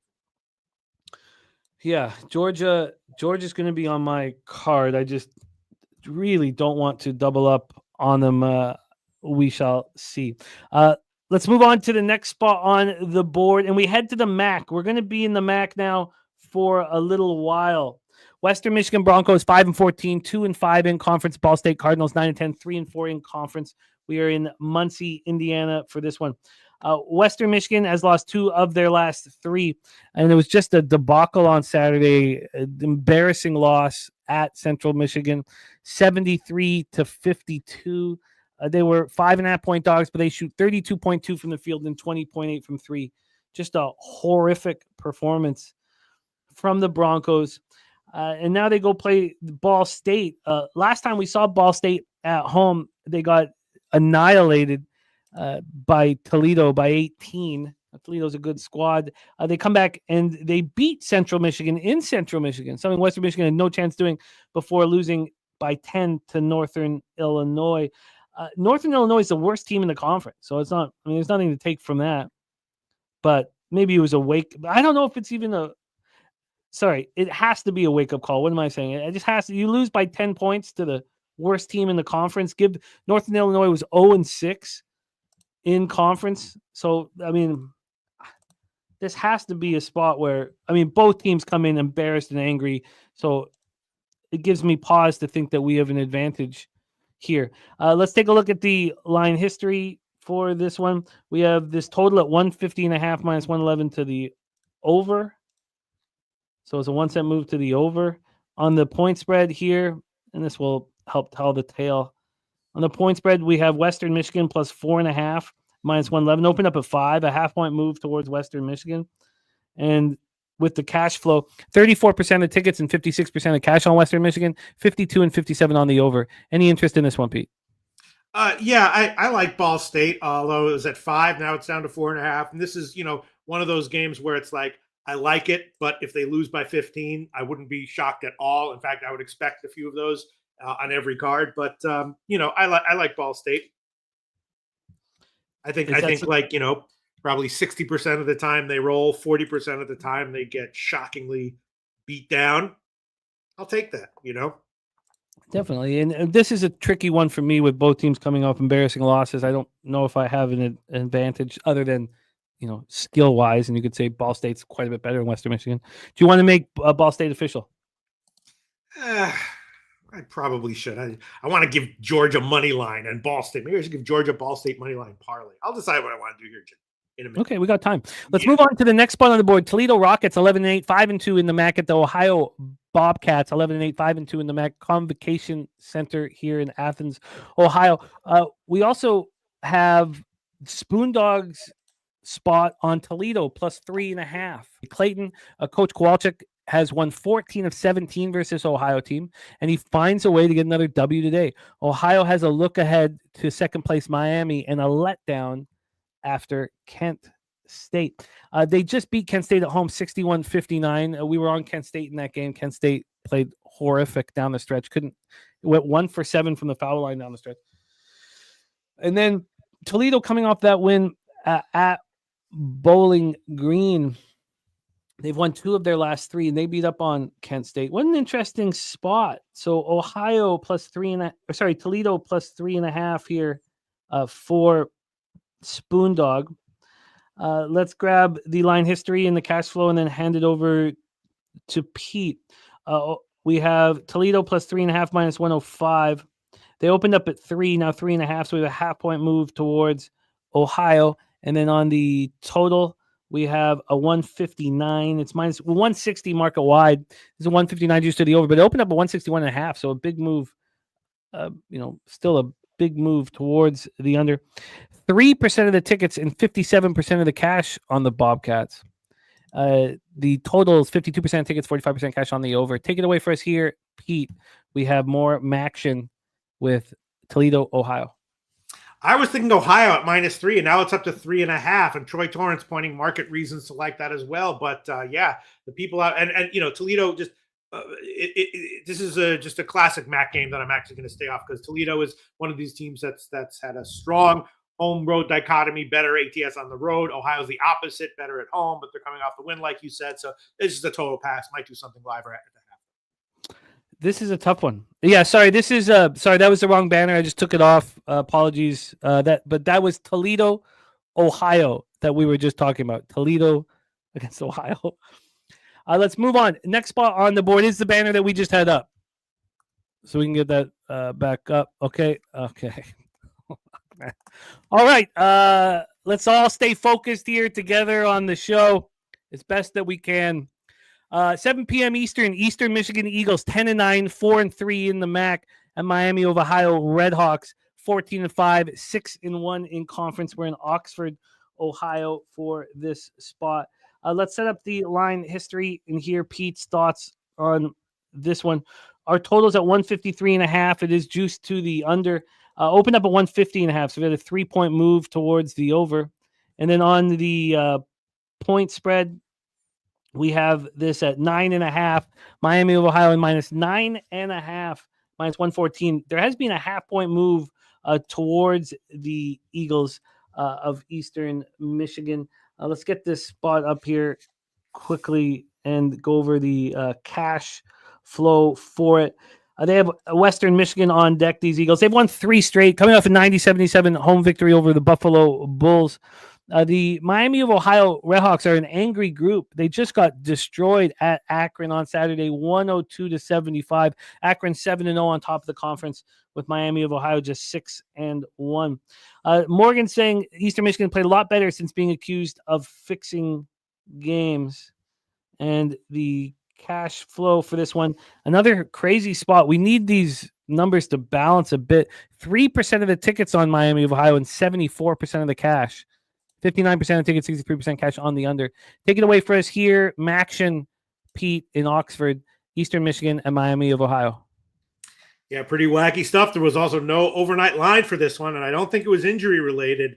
The MAC has always been susceptible. The MAC and the OVC, those are the 2 sketchiest conferences in my memory. Toledo was like, if you want to fix some games, head over to Ohio, check out Toledo. check out, all these, especially Toledo.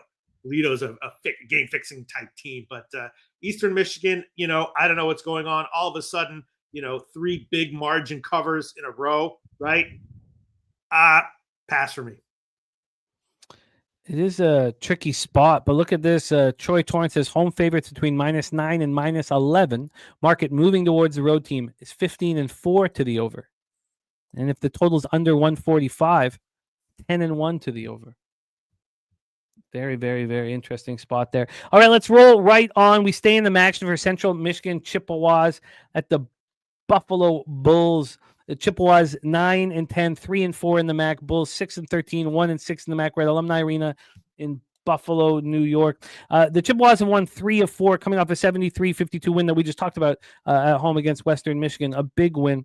And the Bulls coming off 2 losses. They've lost 3 of their last 4, losing 90-77 at Eastern Michigan. Buffalo 1-6 in conference play has not looked good. Take a look at the line history for this spot and then the cash flow and hear what Pete has to say. We have the Chips. Where the hell are they? The Central. God damn, there's just too many games. I'm starting to trip out. Here we go. The Chips are +6.5 at even money. They opened up at +6.5 at -108. This got up to 7. This got up to 8. This got up to 8.5 at 10 in the morning. Wow. So there was a 2-point move towards Central Michigan. It's come all the way back with now a move towards the Bulls. Wow, that is a fascinating market move, U-shaped movement on this one. This total at 144.5, juice to the under at -116. Did open up at 144.5, but we have 8 cents of movement towards the under. And when we get to the cash flow here for this Chips spot, this will tell, I think, the tale here. If I can find it. Here we go. 13% of the tickets, 38% of the cash on the Bulls, and it's come all the way back to 6.5. Wow, this is a fascinating spot. Chips feeling good about themselves. Do the Bulls have a chance here? They're a tough team to trust, Pete. Do the Bulls have a chance? I think I bet them. I got burned with the Bulls in one spot. I've kind of been first of all, Jim, you can add on Ball State first half -2, -118 for me officially. If it loses, that's all right. I'll be very pissed off if it's tied. Sorry, that was Ball State first half -2 at what juice? -118. I usually like double these things up with money line stuff, but I'll just make one play. -2, -118. Should be high volatility here. All right. The Buffalo, I didn't bet this one. Wanted to stay off it. Definitely leaning Buffalo though. And now with the market movement, that's probably the right side. And I might add that full game. They're bad though. They're bad. They're bad. A lipstick on a pig situation, which I will do. I'm going to bet Buffalo. The last home game we saw them, they lose by 32 versus Akron. That's the one I bet. Yeah, I get That's it. the one I bet. I mean, then they lose to Kent State. They lose to Kent State 68-49 at home. So the idea is the Chips take them lightly. And hopefully that works. We got Joey Marinaccio, the Dapper Capper in the house. Ohio -2.5 for him. Troy Torrance leaning towards the under. All right, we got 2 more games of Maction, and then we are ready to move past it. So next up, we have a Bowling Green and Kent State. What a debacle from Kent State in that last game. I mean, it was extremely, extremely difficult to watch. Losing 61-59 at the Bobcats. They've lost 3 of their last 4. This team has skill. I mean, we didn't see it in that last game, but they went into Toledo and beat them, which is not an easy task. Ask Bowling Green. They just lost at home to Toledo. They've lost 3 straight games. Both teams played on Friday. Bowling Green's lost 3 straight. Kent State's lost 2 of 3. Let's take a look at the line history here for this one. We have Kent State, this total at 141, -111 to the over. It opened up at 142. We dropped a point. And then on the point spread, we have Kent State 12-point favorites. They opened up at 12.5, a half-point move away from them.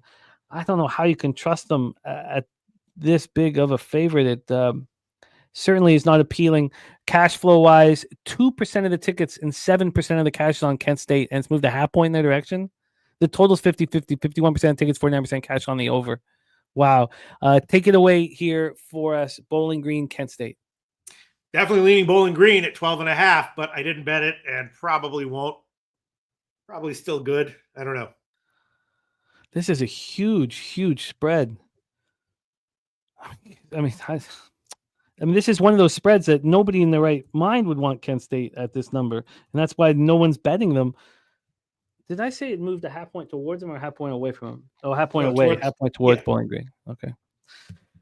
Wow, I'm gonna have to take another look at Kent State. It's very uncomfortable to bet them as this big of a favorite, but I just don't think the books are idiots putting that number out. So I'm gonna take a more time with that one, but I'm certainly looking at them. Let's talk about our final game at 7 p.m. and our final game in the MAC. We have the Akron Zips. Akron Zips, 14-5, undefeated in conference play against the Northern Illinois Huskies, who are the 1-6 in MAC play. We're in DeKalb. This is the NIU Convocation Center, and we have a Zips team that's absolutely rolling right now. Coming off just destroying Miami of Ohio at home. We talked about their last road game. They won by 32 over Buffalo. So they've won their last two games by a combined 59 points. Northern Illinois coming off that win at home versus Ball State. Kind of start believing in themselves and feel a little better. Do you want to fade them after a big win? Or do you think that maybe they're excited about getting to the arena for the first time all year, which we've talked about? How that's a fun spot to back teams. We have right now the Zips are 15.5-point favorites. They opened up at 15. This got up to 16.5, but it's come back a point and is juiced to NIU. So we have Akron as 15.5-point favorites. And from a total perspective, this is sitting at 154, juiced to the over. It opened up at 154. It dropped for a minute, but it's back at 154. And when we get to the cash flow for our final bit of action for the time being, we have 89% of the tickets on Akron, 55% of the cash, 11% of the tickets, and 45% of the cash on Northern Illinois. I'm interested in Northern Illinois here. I don't see how Akron takes them seriously. They've won by 59 points their last two games. They're fat and happy coming into DeKalb against the shit Huskies team that feels good about themselves. This isn't to me where I'm like, oh, I want to fade the Huskies after a win. I think maybe they can get a little bit of confidence, start playing some better ball. What do you think of this spot, Pete? Take it away. Zips, Huskies. Yeah, no, I'm going to pass, but free bet. Yeah, of course I put it on Northern Illinois, but definitely a pass. Slightly under. Justin McKelvey on Northern Illinois. By the way, Robert Franklin is on Bowling Green plus 12.5. I get it. That number is ridiculous. Justin McKelvey on Northern Illinois plus 16.5. I would like to join him. Jermaine in the house, and Res Mob says, my arms must be tired putting all the lipstick on the pigs today. Well, I'm going to put lipstick on another pig. I'm going to be on the Huskies. This is a spot that I'm going to risk on. I just don't see how Akron takes this as seriously as they should. Let's move on to OVC play. Then we're going to move into Big 10, Big 12, A10 action. But we have OVC, Ohio Valley Conference. We've already heard from Pete of the dangers of the OVC. Southern Indiana Screaming Eagles, 9-11, 4-6 in conference at the Morehead State Eagles, 13-8, 8-2 in conference. We have this total at 134.5, juiced to the under. It did get up to 135.5. It dropped to 134.5 about an hour and 20 minutes ago. Then on the point spread here, we have the here we go. We have Southern Illinois -1 and -113. Better looking at the money line, I think, for this line movement. So on the money line, we have Southern. Oh, sorry, I'm looking at the wrong one. Southern Indiana, not Southern Illinois. My bad. Sorry, let's go back. That's for the next game. I apologize. Let's get back to the point spread here. We have Southern Indiana plus 7.5 at -112. That's exactly where they opened. A 4-cent move towards them. On the total, we have this sitting at 134.5, slightly juiced to the under. Oh, we did that already. And then cash flow here for this one. This will be easy. We have, come on. We have 3% of the tickets and 8% of the cash on Morehead State. 3 and 8. Now only 1,438 tickets in, 74% tickets, 76% cash on the over. Take it away here for us, Pete. Little OVC action. Yeah, this is a tough one. I'd love to take a shot with Morehead State first half, but I'm not going to. I can understand. Let me just quickly get to the rest situation here for this 7:30 spot. We have Southern Indiana coming off that win here, and Morehead State having that losing streak snapped 65-64. So Southern Indiana's won 3 of their last 4 games, beating Eastern Illinois on the road as very slight favorites, Southern Indiana. And then you have Morehead State losing to a tough SIU Edwardsville squad. They were winning that game for long periods and fell apart late. Shot 33.3 from the field, 23.5 from 3. Just a debacle, but against a really tough basketball team. You know, I can understand why you'd want Morehead State to bounce back in this situation.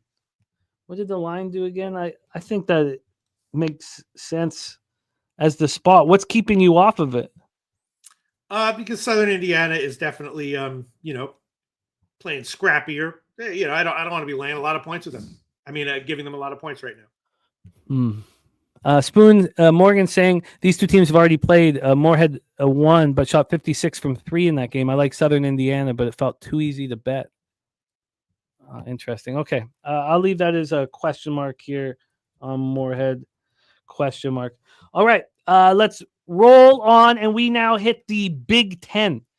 Big Ten action here. This is going to be a fun one. 8 p.m. Eastern with the Minnesota Golden Gophers, 11-9, 3-6 in the Big Ten. At the number 7 ranked Michigan State Spartans, 17-2, 8-0 in the Big Ten. We're the Breslin Center in East Lansing, Michigan. Minnesota's won 3 straight games, and they've done it in impressive fashion. Beat Michigan at home in overtime, then win at Iowa, then come back and beat Oregon. You know, they were 0-6 in conference play before this 3-game winning streak, and Michigan State is just rolling right now. Absolutely rolling. 12 straight wins, coming off an 81-74 victory at Rutgers. They had just squeaked by victories at home against Illinois and Penn State. They head out to Rutgers on Saturday and beat them 81-74. And they did that despite shooting 26.3 from 3. They closed as 8.5-point favorites and won by 7. They opened where that would have cashed. Let's pull up the line history and see what Pete thinks about this big spot at 8 p.m. We have Michigan State minus 13. They opened up at minus 13, minus 108. They're now minus 13, minus 111. 3 cents of movement towards Michigan. When we get to the total here, we have a 139 minus 113 to the over. Opened up minus 110 to the over. 3 cents of movement towards the over. And when we get to the cash flow, we have 11% of the tickets and 90% of the cash on the Golden Gophers. 70 and 71% on the over. Pistol Pete, any interest here in East Lansing, Michigan? Well, I took a small shot with the over, but I'm kind of like in like the second half over. The first half is lower scoring. But yeah, I like the over a bit. I bet it. The over Pete is looking at here, and that is not going to be made official at this point. I might. Let me just look around a little bit. We got lots of time to decide if you are going to pull the trigger. Let's roll on. Let's keep this quick pace moving. We had the Big 12 action. UCF Knights 13-6, 4-4 in conference at the number 11th ranked Kansas Jayhawks 14-5, 5-3 in the Big 12. We're at Allen Fieldhouse in Lawrence. Sorry, Jim. Yeah. All right. Yeah, I'll make it official. Minnesota, Michigan State over 139. Over 139, that regular big? Yeah. I'll search around. I'll search around for better odds. Anyway, go ahead. Yeah. Okay. Let's roll. UCF, Kansas Jayhawks here for this one. We have UCF coming off a 2-game losing streak, beating TCU by 30 on Saturday, 85-58 at home. It was just a smash and grab. 3.5-point favorites, and they completely dominated from start to finish. Then we have Kansas, 2-game winning streak snapped in that home loss to Houston in double overtime. What a wildly exciting game that was. Let's take a look at the line history and see if Pete has interest in this spot. This totals a 152.5 minus 121 to the over. Opened up at 152.5. So we've had 11 cents of movement towards the over. There are 153s on the board. And then from a spread perspective here, we have Kansas, as I said, minus 13.5, minus 113. So take it away for us here, Pete. Any interest in Big 12 action in Lawrence? No, this is a very scary game, of course. If you gave me a free play, I'd chuck it on first half under, but that's free play. No bet. Okay. Well, let's roll on here. Sorry, I was replying to someone. What was the free play if you had one was going to be? Check it on first half under. I mean, UCF is they can play some tough D. I would throw it on first half under. All right, let's roll on to the next spot here. VCU Rams 16-4, 6-1 in the A10 at the St. Louis Billikens 12-8, 5-2 in the A10. We're in St. Louis, Missouri for this one. Let's get this one all set up. We'll go through the line history first and then hand it over to Pete. Line history-wise for this one, we have VCU -5 and minus 113. They opened up -5.5 with a half-point move towards the Billikens, but this was a 6.5, and it was getting juiced and appeared to be on its way to 7. We've had a half-point move towards the Billikens. Unfortunately, I faded VCU with the mighty Norse and lost by 20 points on Friday. VCU just looked dominant in that basketball game. So it's interesting that this line is moving back towards St. Louis. This totals a 142.5 minus 110, an 8-cent move towards the over right now. Take it away for us here, Pete. Any interest in this A10 matchup? Definitely lean St. Louis, definitely small lean under, but no, I'm not going to make anything official as of right now. VCU is very scary to fade right now. And they just got me right in the drink hole on Friday. It wasn't Friday. When was it? Oh, yes, it was. Of course, it was Friday. Yeah. What a dominant performance they had over the Bonnies. And it wasn't, they just wore them down. I think the Bonnies were covering in the first half. I think the game I'm thinking about, maybe it might be the last time these two teams played. Or maybe it was the Rhode Island game when they dominated. Because I guess the VCU didn't take over until late in that game. These teams met at VCU in Richmond, Virginia. And the Billikens turned the ball over 19 times and got out-rebounded badly. 10.5-point dogs and lost by 16. I mean, they only put up 20 points in the second half. I'm not entirely sure. And coin leaning towards the under 142.5 in this one. St. Louis had a 2-game winning streak snapped in that loss at George Washington on Saturday. I mean, the market is telling us that the Billikens are live here, coming off that big loss at home. Can they come back in their barn? I find the market inviting for the Billikens. I'm close to moving on the Billikens. I want to take another look at it here in a little bit. We stay in the A10 for our next spot, 8 p.m. Eastern. We have the Dayton Flyers, 14-6, 4-3 in conference at St. Bonaventure. Bonnies 15-6, 3-5 in conference. We are in St. Bonaventure in New York for this one. Let's get this one all set up here in the A10. We head to the Missouri Valley Conference next. The Flyers have won 3 straight, coming off 77-72 win at home over St. Joe's. And the Bonnies have lost 3 straight. 75-61 was that loss I was talking about at VCU. The Bonnies were in that game, weren't they? Am I tripping here? Yes, the Bonnies were up 33-25 a half and lose 50-28 in the second half. VCU just grinds you down. They just grind you down. They're a really tough basketball team. Let's take a look at the cash flow and the line history here for this one. This totals at 135, juice to the over, Pete at minus 115. It opened up at 136, so we have a 1-point move towards the under. And on the point spread for this one, we have VC. Oh, I did that already. It dropped to 5. I did that already. I apologize. And then cash flow here.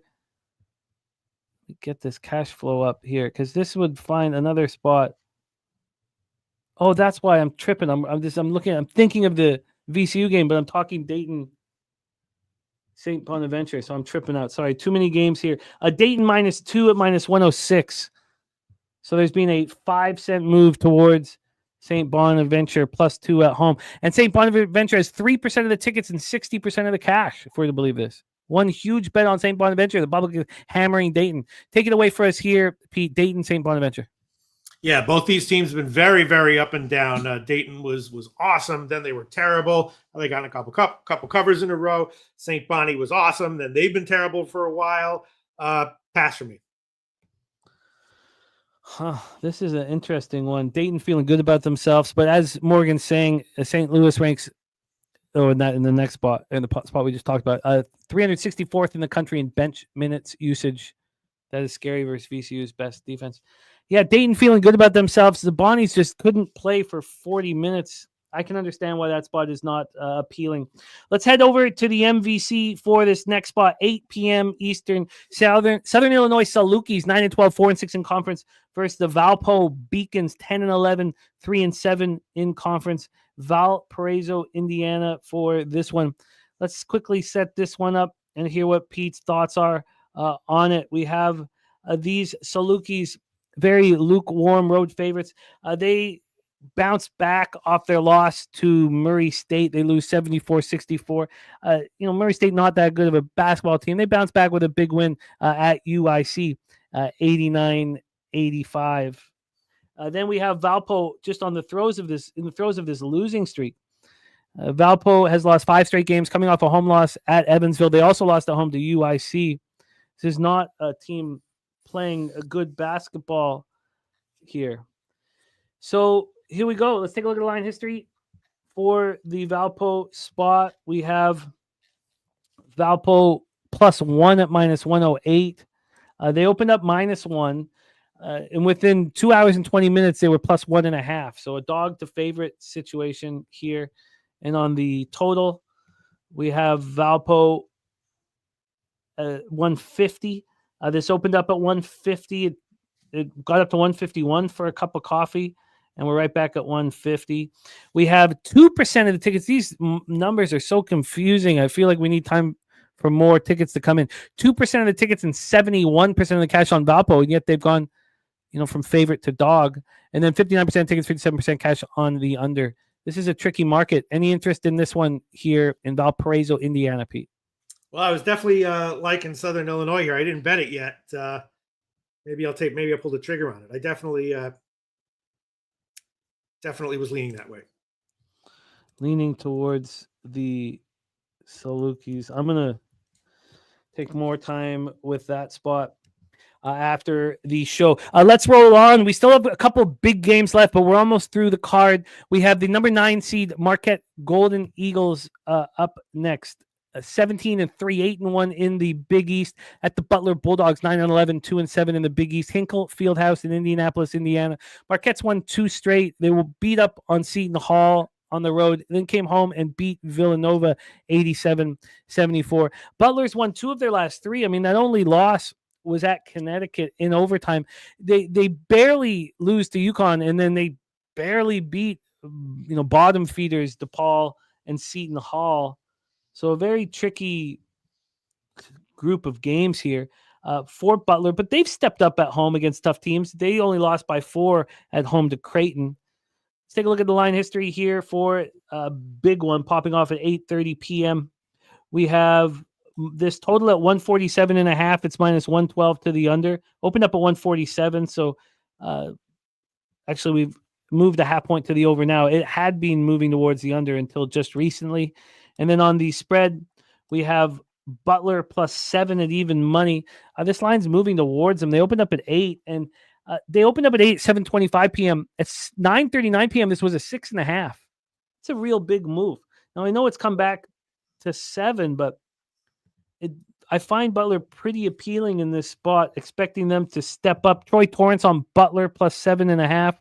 We have Hugh Janus in the house. Oh, nice. I like that. I'd never heard of this angle. Hugh, Jimmy, Trigger, Merrill, Randall, D'Angelo, Janice, all aligned in the same pick. Since you've been gone, Jim, I came up. I haven't told any. I can reveal it now if you want. My if you can't beat him, join him screen name. Yeah, it's not that good, but it's okay. First name Pooh. Pooh, like Pooh Richardson, Winnie the Pooh, right? Sure. And the last first name Pooh, last name Seefiker. It's kind of like a Finnish, Scottish, kind of German, Swiss kind of name. Pooh Seefiker. I'd like to see that spelled. Can you spell that out for us? I haven't quite decided yet how I'm going to spell Seefaker, but it's okay. It's all I can come up with. I think there's some good work. I think there's good work. The other one I came, which I'm not going to take, well, you can have if you want. It's like Boo, like like Boo Booey or all Boo BOO. Sure. Last name Bieliker. Again, kind of like a Czech, Finnish, Swiss. Boo Bieliker. You can have that if you want. Thank you. It's a great gift. Butler is 6% of the tickets, 12% of the cash, 53 and 54 on the over. But how do we not move on the Butler Bulldogs here, Pete? Take it away. I took him at 8. If it loses, that's okay. I don't like fading Marquette and Shaka Smart, but I took him. I got 8. Justin McKelvey on Butler, a +7.5 as well. What is your juice on the, or what do you want to make official here? Do you want to? I don't know. It's I like it. And now it's now it's like 7.5. I don't know if I want to make it official, but yeah. Okay, well, you got time to decide that. Let's keep rolling here. There's only 4 games in NBA, so we're moving in a well-paced show right now. Let's get into the next spot on the board, and we head to the Mountain West, where DJ Big Boss does it best. Fresno State Bulldogs 5-15, 1-8 in conference. At the Wyoming Cowboys 10-10, 3-6 in conference. We're in Laramie, Wyoming, for this 8:30 start. Let's get this one set up here. My card's coming together. I'm going to have a ton of college basketball action today. I'm excited about. Fresno State's lost 2 straight, coming up 69-64 loss at home versus Colorado State on Saturday. They played well. It was a great bounce back from their performance at New Mexico. They played well in that game, losing by 5 against a very tough Colorado State team. Wyoming has lost. Well, they won at UNLV. UNLV 5-4 in conference, 5-3 before that loss. And then they followed up with a loss at San Jose State, a weak San Jose State, 67-58. This team can't really be trusted on the road, but can they be trusted, at home? And I don't know if they can. They haven't won at home since December 28th. Take a look at the line history here. We have Wyoming -8. The -108. It hasn't moved. This line hasn't moved at all. Not an appealing spot. From a total standpoint here, we have them at 140. It opened up at 140.5, so a half point move to the under. And then cash flow wise, we have this with 97% of tickets and 92% of the cash on Wyoming. Fresno State with 3% of tickets and 8% of the cash. I think should Wyoming be this big of a favorite against any team in the league? Why are we not on Fresno State Bulldogs? Just because it seems too obvious. That's why I haven't bet it yet. But they are 1-8 in conference and 5-15 overall. That takes a little bit of the obviousness away, does it not? Or when you see this line, you're like, oh, they're begging for action on Fresno State. Yeah, I mean, yeah. Well, they're not getting it.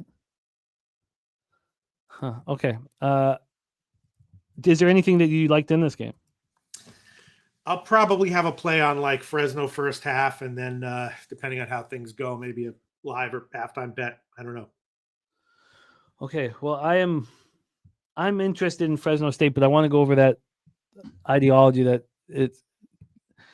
they put out a number that hoping to get money on Fresno State. So let's move on to a big one in the SEC. Oklahoma Sooners 15-4, 2-4 in conference at the number 13th ranked Texas A&M Aggies. We're at Reed Arena in College Station for this one.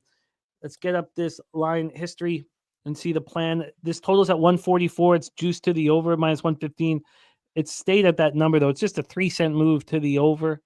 And then on the point spread, we have this at +8.5 for Oklahoma, +8.5. This opened up at 8, so we have a half point move towards Texas A&M. And situationally here for this one, we have the Aggies coming off a loss, 70-69 at Texas. What a basketball game that was. That snapped their 2-game winning streak. Oklahoma, on the other hand, won at home by 20 over South Carolina, and then went into Arkansas, beat them 65-62. So they are winners of 2 straight. This is a fascinating spot here. When we take a look at the cash flow for this one. We have 2% of the tickets and 76% of the cash on Texas A&M. These numbers are wildly extreme. 59% tickets, 57% cash on the under. Take it away for us here. We have the Aggies hosting the Sooners. Yeah, this is a really tough one. I don't know. Maybe free play first half under. Oklahoma, had been terrible ATS, but suddenly off 2 nice covers. And earlier in the year, they have some very impressive wins. So I don't think it's like auto play on Texas A&M after the Texas loss. If anything, first half under. I might make that official, but yeah. All right, first half under that may be made official. All right, let's set up our next game. We have a guest spot coming from the host of Medicate Mondays and the starting 5. We got Baylor, BYU. Please welcome Dabby Cab to the show. All right, let me do that then. Dabby Cab, what's good, man? How are you? Yo, Jimmy, Pete. It's been too long since I've been between the two legends, man. I'm excited to be back here on Tuesdays. I'm glad you're back here, Jimmy. Ready to make some money, man. Yes, let's attack, my friend. This is a good-looking spot that you will be firing away on. We'll also get your look on the game that we missed from you earlier, so we'll get that look here. Let's set up the game here for Dabby Cab. We'll hear from Dabby Cab first. It is a best bet spot for him, and then we will hear from Pistol Pete Loshak on this spot. So let's roll. Baylor Bears 5-3 in the Big 12. BYU 4-4 in conference. We're in Provo, Utah for this. BYU and Baylor each have won 2 straight. Baylor winning at home over Kansas State and then beating up the Ute 76-61 on Saturday on the road. BYU won at Colorado and then beat up on Cincinnati. Won both games by margin. BYU might be feeling pretty good about themselves. Let's get into the line history then for this BYU spot. We have a 3.5 right now. BYU minus 3.5. They opened -4. It wasn't an immediate move over to Baylor. It got to 3.5. It didn't move to 3.5 till around 4 in the morning. Then it got down to 3, back to 3.5, which is where we stand now. So a half-point move towards Baylor. Half-point move towards Baylor. And then on the total, we have a 142.5. This opened up at 142. We have a half-point move towards the over. And then when we get to the cash flow, 3% of the tickets. God, this is so strange. And 86% of cash on BYU, 56 and 54 on the under. Dabby Cab, best bet time. A shout out to our guy, BJ, best bet on the Warriors. Take it away for us. And we'll go over NBA next, my man. Troy Torrance says, I want to bet them. Can't do it unless we see this market move towards Baylor. How is Cab betting this one? Bears, Cougars. So, man, I'm growing to love this Baylor team. And I don't mean like as a team, I mean just to bet, whether it's fading them or betting on them, because I'm starting to feel like I'm getting a read for it. I've said this multiple times. I've said Baylor is a fake good team. And what I mean when I say Baylor is a fake good team, they beat up on average or bad teams. I mean, absolutely beat up on them. But when you put Baylor against a top tier team or an upper echelon team, they're not good. They're not good enough to keep up. So this is another situation here with, I consider BYU just an average team, right? You look at records and you'll say, okay, both of these teams, they're about the same at record wise. I think BYU 4-4 conference, Baylor's 5-3 in conference. So there's a lot of similarities, amongst these teams. The difference is Baylor's played the 13th toughest schedule in college basketball this year. And that's how I've seen that they can't compete with the upper echelon, because every time they step up, they lose. BYU, on the other hand, they're in the hundreds, I think 102, 103 toughest schedule on the season. They have not been tested the way that Baylor has. And I think this is just another situation for Baylor to take on an average team and beat up on them and make themselves look a little better. I took Baylor in the first half here, and I very likely will take them full game also. But at this moment, I've just got the +2 in the first half. Baylor first half +2. That was a regular vig? Yes. And I haven't tweeted this out. So you might, if you need a line shot for me, that's fine. I will do exactly that. Pistol Pete, what do you think of this spot for Dabby Cab and for yourself? Well, I guess I don't know. I took I took BYU -4, and I don't like that it's moved in the other direction. You might have something there, but yeah, I don't love taking BYU off of a blowout win, but I don't know. Baylor's a little shorthanded. I'm not a believer in them. Full first half might be okay. I don't know. I think I'm going to take BYU full game and go head to head with Dabby Cab. Maybe I'll do the put safe thing and take a money line at like -170 or something. I was liking BYU here quite a bit. All right. So are you going to make BYU official here? Or are we going to you want to sit on it? No, I'll make it official. And I'll take a money line. I'm seeing a -165 at this place. I'll take that. I'll take BYU money line -165. So maybe they'll win by 2 and we could each cash.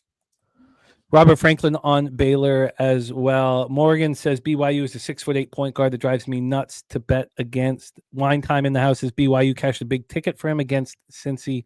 So Baylor first half +2 from Cab, and BYU money line here from Loshak. Rick J says BYU is only weak versus very physical teams here. So now, Jose, if you don't mind, if we could go back to the Cab spot from earlier, Kentucky, Tennessee. Loshak moved on the first half under. This was the second game in the schedule. Sorry to drop this on you, Jose.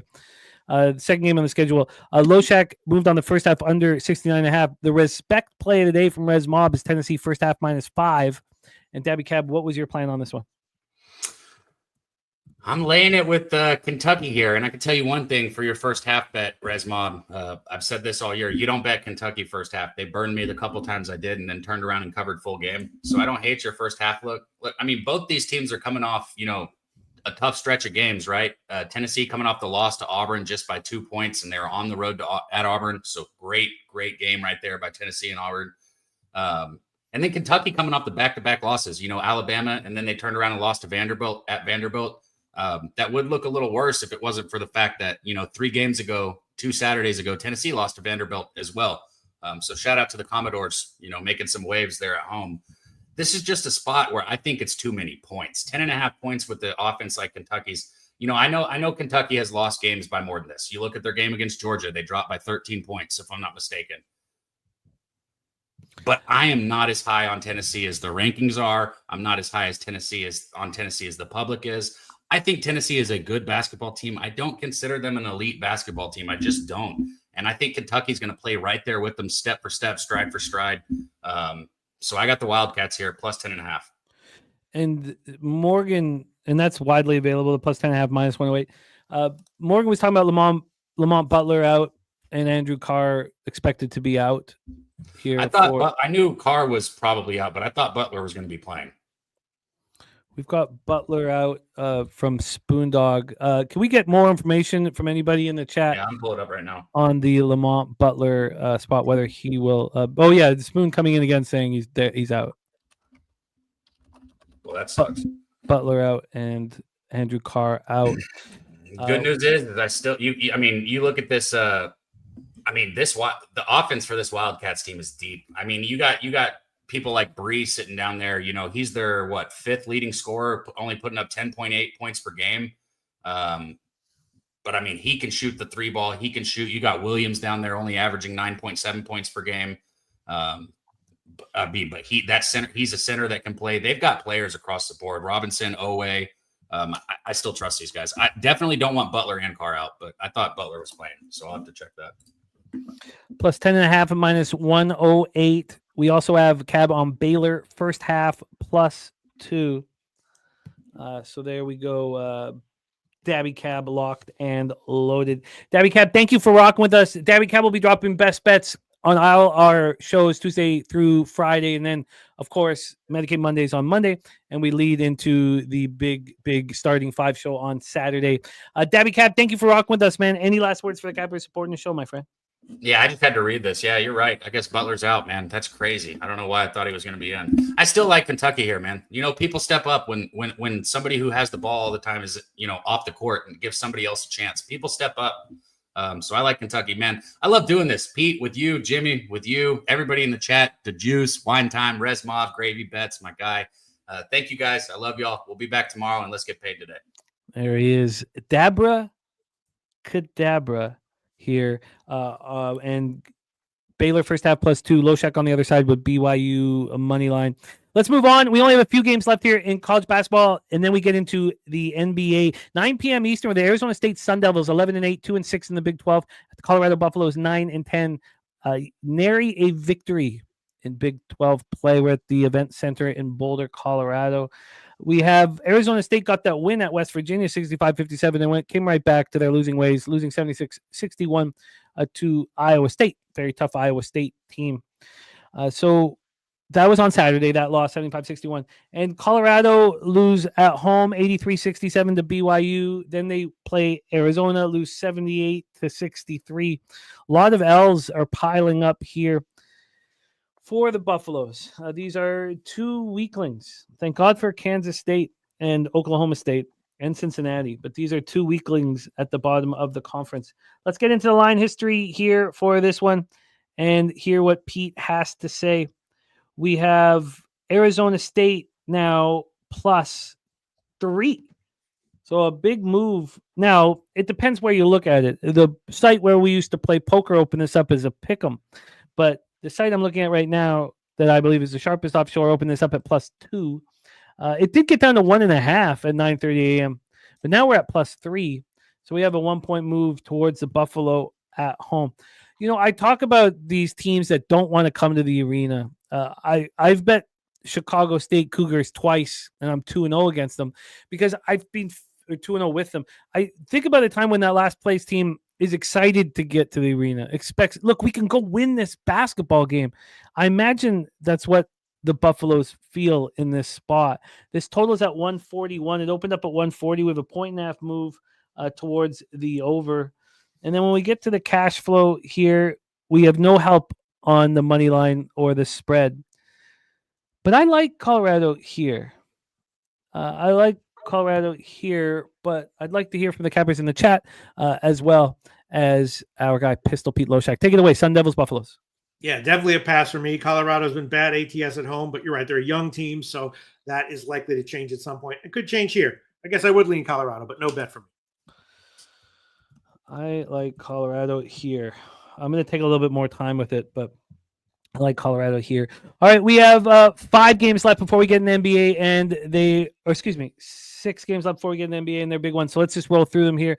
9 p.m. Eastern with the North Carolina Tar Heels, 13-8, 6-3 in conference at the Pitt Panthers, 13-6, 4-4 in conference at the Peterson Event Center in Pittsburgh. Let's get this one set up and hand it over. Love to hear what you guys are doing in the chat in this spot. This is a big one tonight. We have the Tar Heels as slight dogs on the road. We'll go over the line movement. North Carolina coming off that overtime win over Boston College. I mean, very underwhelming victory, winning 102-96 in overtime. That snapped their 2-game losing streak. Nothing is coming easy for the Tar Heels this season. Then we have the Panthers. They snapped an ugly losing streak with a big 77-73 win at Syracuse. You know, they were 8.5-point favorites, and they didn't cover. Pitt, these are two teams that have just become more and more disappointing as the season has gone on. Let's take a look at the line history here. We have North Carolina money line from Wine Time. Troy Torrance on North Carolina +3. This total is at 152.5, juiced to the over. It opened up at 154, so we've dropped 1.5.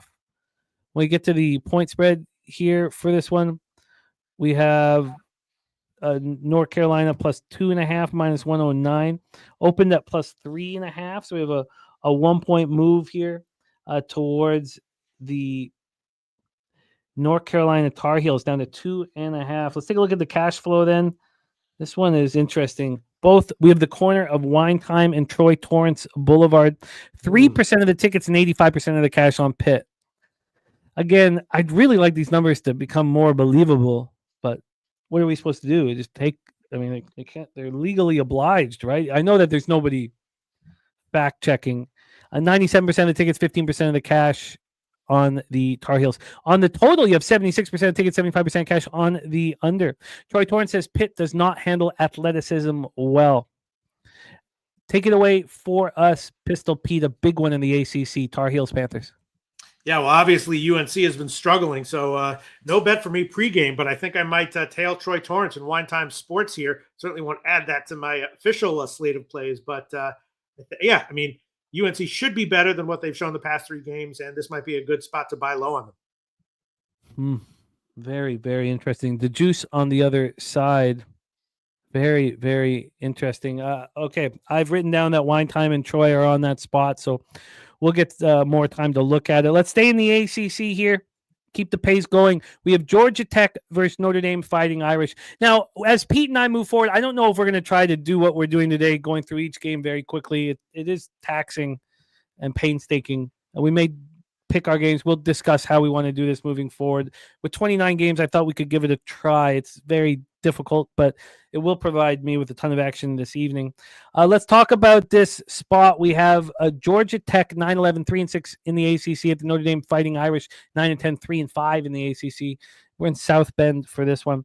Georgia Tech snapped their 4-game losing streak with that 71-64 home win on Wednesday over Virginia Tech, 71-64.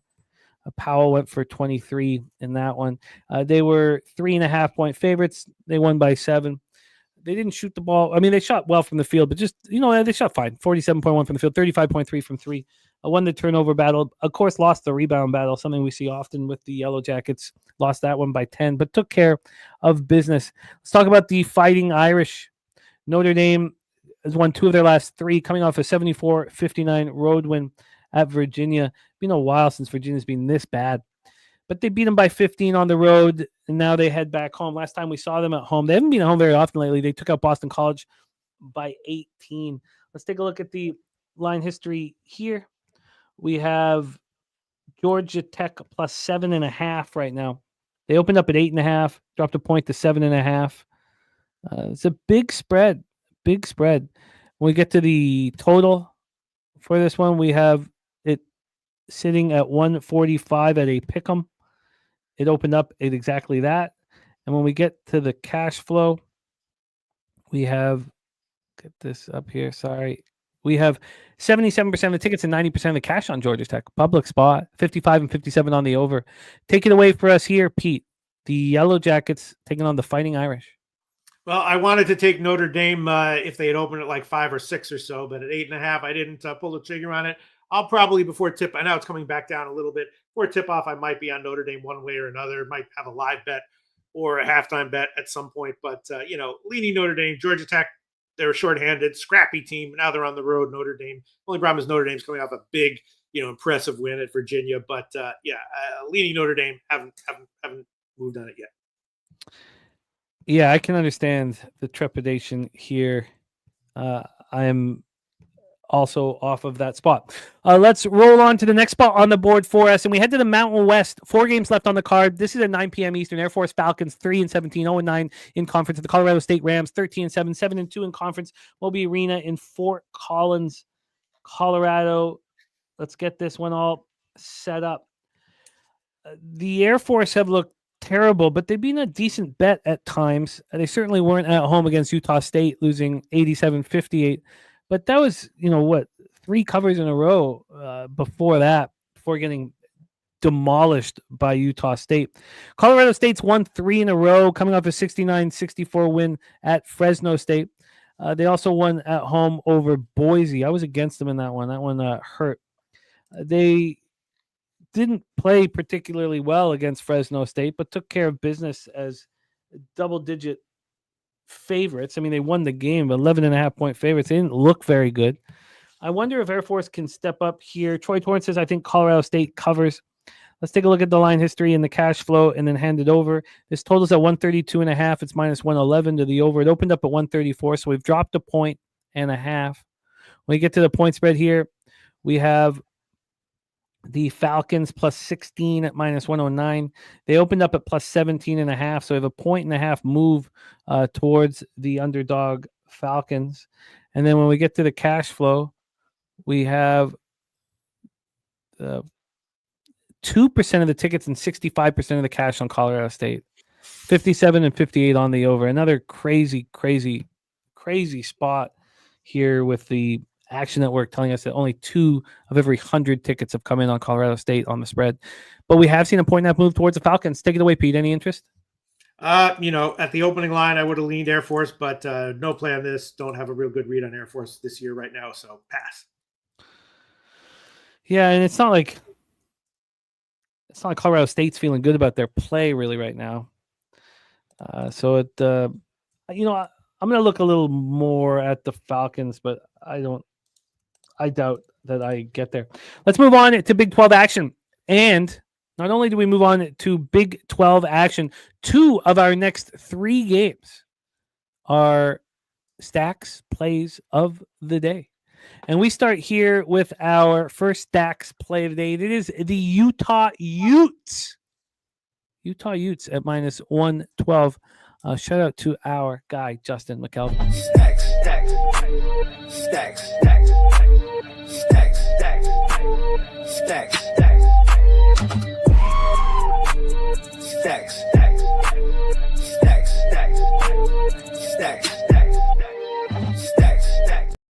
Both teams coming off of ugly losses.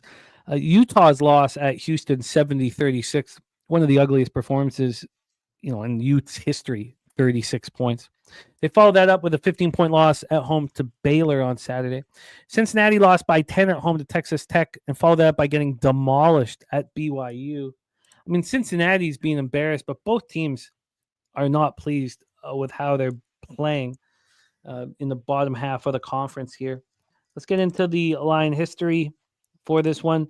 This is Utah right now at +1 at minus 108. They opened up at -1 at minus 105, so they've gone from favorite to dog. Bearcats have done, of course, the opposite. When we get to the total here, we have a 138.5. It's minus 112 to the over. It opened up at 137.5. We've climbed to 1 point. And then when we get to the cash flow for this spot, we have no help. Only in the total, 68%, 66% of tickets, 67% cash on the under. Take it away for us, Pistol Pete Loshak. Any interest in this one? I was leaning Utah at -1, but now it's switched to Cincinnati, so I can understand that. I mean, Cincinnati's got to be salty off of that loss. Utah should be too. I'd still be leaning Utah though. Not going to bet it though. Yeah, this one is concerning here, but Kelly McInnes is with Justin on the Utes. It's just concerning because both teams, Cincinnati was just completely embarrassed. And you guys have seen my ROI with any team that's lost by 30 points. No, they didn't. They lost by 28. But any team that's lost by 30 points, you blind bet. The Pacers in game 2 in Paris was the easiest bet we're ever going to get. And I find a lot of these spots are, but Utah's not feeling good about themselves either. Easy to move past it, but I will cheer on Justin McKelvey. Next up for us, San Jose State Spartans. We head to the Mountain West, 10-11, 3-6 in conference versus the Aztecs, 13-5 and 6-3 in conference. San Diego, California. San Jose State starting to play well. They beat Wyoming 67-58 at home. They've won 3 of their last 4. Of course, they won over New Mexico at home, 71-70 2 weeks ago on a Tuesday. San Diego State's won 3 of 4. They played poorly at Air Force, winning in overtime, but they bounced back in a very thorough victory at Nevada, 69-50, are probably feeling pretty good about themselves. And we watched them beat Colorado State at home, 75-60. So this is a real Jekyll and Hyde kind of a basketball team. Let's get into the line history here for the second to last game on the card. The total, 135.5, juice to the under. Opened up at 135, so we've got a half-point move to the over. On the point spread, we have San Diego State minus 14.5 with no vig. It opened up at 14.5. There's been 8 cents of movement towards San Jose State. And when we get to the cash flow, we have 4% of the tickets and 53% of the cash on San Diego State. Public backing San Jose State. We have a total that's a 50-50 proposition with 53% of the tickets, 51% cash on the under. Take it away, Pete, our second to last game on the college basketball card, Spartans Aztecs. Well, I was, this is similar to the Fresno, Wyoming game. Definitely leaning San Jose State, but a public back dog as always makes me nervous. Definitely leaning San Jose State. I'll probably take some kind of like first half, second half thing with them. We'll see I wouldn't be surprised they get blown out in the first half, though. So leaning San Jose State, but the situation makes me nervous, so I'm off. I'm going to be off of that spot as well. We roll into our final game of 29 that we've discussed here in college basketball. And Stacks play today, number 2, Gonzaga Bulldogs minus 13.5. He's got to be happy with where it is now. It's now minus 14.5 and heavily juiced. So we see 15s on the board, 1.5 move towards the Zags. We get to the total. We have this one sitting at 154. It's minus 115 to the under. This opened up at 155. We have a 1-point move towards the under. And when we get to the cash flow on this, we have 6% of the tickets and 47% of the cash on the Gonzaga Bulldogs, 58 and 55 on the over. Gonzaga bounced back off of back-to-back losses at Oregon State and at Santa Clara. Now they get to face Oregon State again. They lost 97-89 in overtime at Oregon State. Now they feel better about themselves after, destroying Portland, but I don't know. Portland's a weak basketball team. Oregon State has come off of back-to-back wins, beat Pepperdine by 20. And then they showed that this team is no joke with that 14-point win at home over Santa Clara, a team that Gonzaga lost to at home. Very, very interesting situation. Is Gonzaga going to exact revenge? And take it away, Pete. I'm all ears. I actually did not have a chance to look at this game. I ran out of time. So last game on the college card, definitely didn't. And I skip Gonzaga games once in a while. So I have to pass on this one. I have interest in joining Justin on the Zags here. Zags first half to smash and grab, leave the full game out of it. But I don't think they'll take their foot off the gas. Maybe this is a Zags first half and full game spot. Maybe they're that angry. I like the look from Justin. I'm very interested in it. Is it becoming appealing as we talk about it, or it just needs more time for you to go over your numbers, Pete? Yeah. I Gonzaga, if I have time, I look at their games in depth. If not, I tend to pass. Let's review all action, Pete. Please stop if you're adding anything. No. We have Dabby Cab on Kentucky plus 10.5. I'm on Georgetown. Sorry. I'm on Georgetown. I got plus 4, minus 109. I'm on Georgetown. Then Dabby Cab on Kentucky plus 10.5. The respect play today, Tennessee first half minus 5. Loshak on the first half under 69.5 in Kentucky, Tennessee. We have Spoondog on Wake Forest money line and plus 9 here. That's going up against Kong on Louisville. Rice, South Florida, we stepped off. Loshak on Seton Hall first half money line. I'm going to be on Seton Hall. I'm also going to be on Georgia, but I want to sit with it longer and I don't want to double up on it. Then we have Loshak on Ball State first half minus 2. Morgan Spooner on Toledo plus 3.5. Stayed off of Eastern Michigan, Miami Redhawks. I'm going to be on Buffalo at home against Central Michigan, and I may be on Kent State. I expect to be on Kent State. It's a massive number that I'll have to sit with. NIU Huskies at home against Akron. I'm going to be on uncomfortably. I have some interest in Morehead, but need to study it longer. Pete is on the over 139 in Minnesota, Michigan State. UCF, Kansas, we stayed off. I expect to be on the Billikens. Good God, I can have a lot of action. I can feel my hands now. Dayton, St. Bonaventure, no action. But the Salukis I'm interested in. Going to need to spend a little bit more time. Butler, Bulldogs, I will be on. Fresno State, I may be on. Loshak, you were talking about being on the first half under in Oklahoma, Texas A&M. I have a question mark beside it. Pass that one. Then Dabby Cab on Baylor, first half plus 2. Loshak on BYU money line. The Buffaloes, I'm going to be on. North Carolina, we heard already from both Troy Torrance and Winetime that they're on the Tar Heels. That makes it appealing. I'm going to spend a little more time on it. Georgia Tech, Notre Dame, we stayed off. The Falcons is a possibility I need to spend more time on. Cincinnati Utes, we stayed off, but Stacks play today is on the Utes money line. Spartan, San Diego State, Aztecs, we stayed off. And then Robert Franklin going to be on Oregon State to deliver again.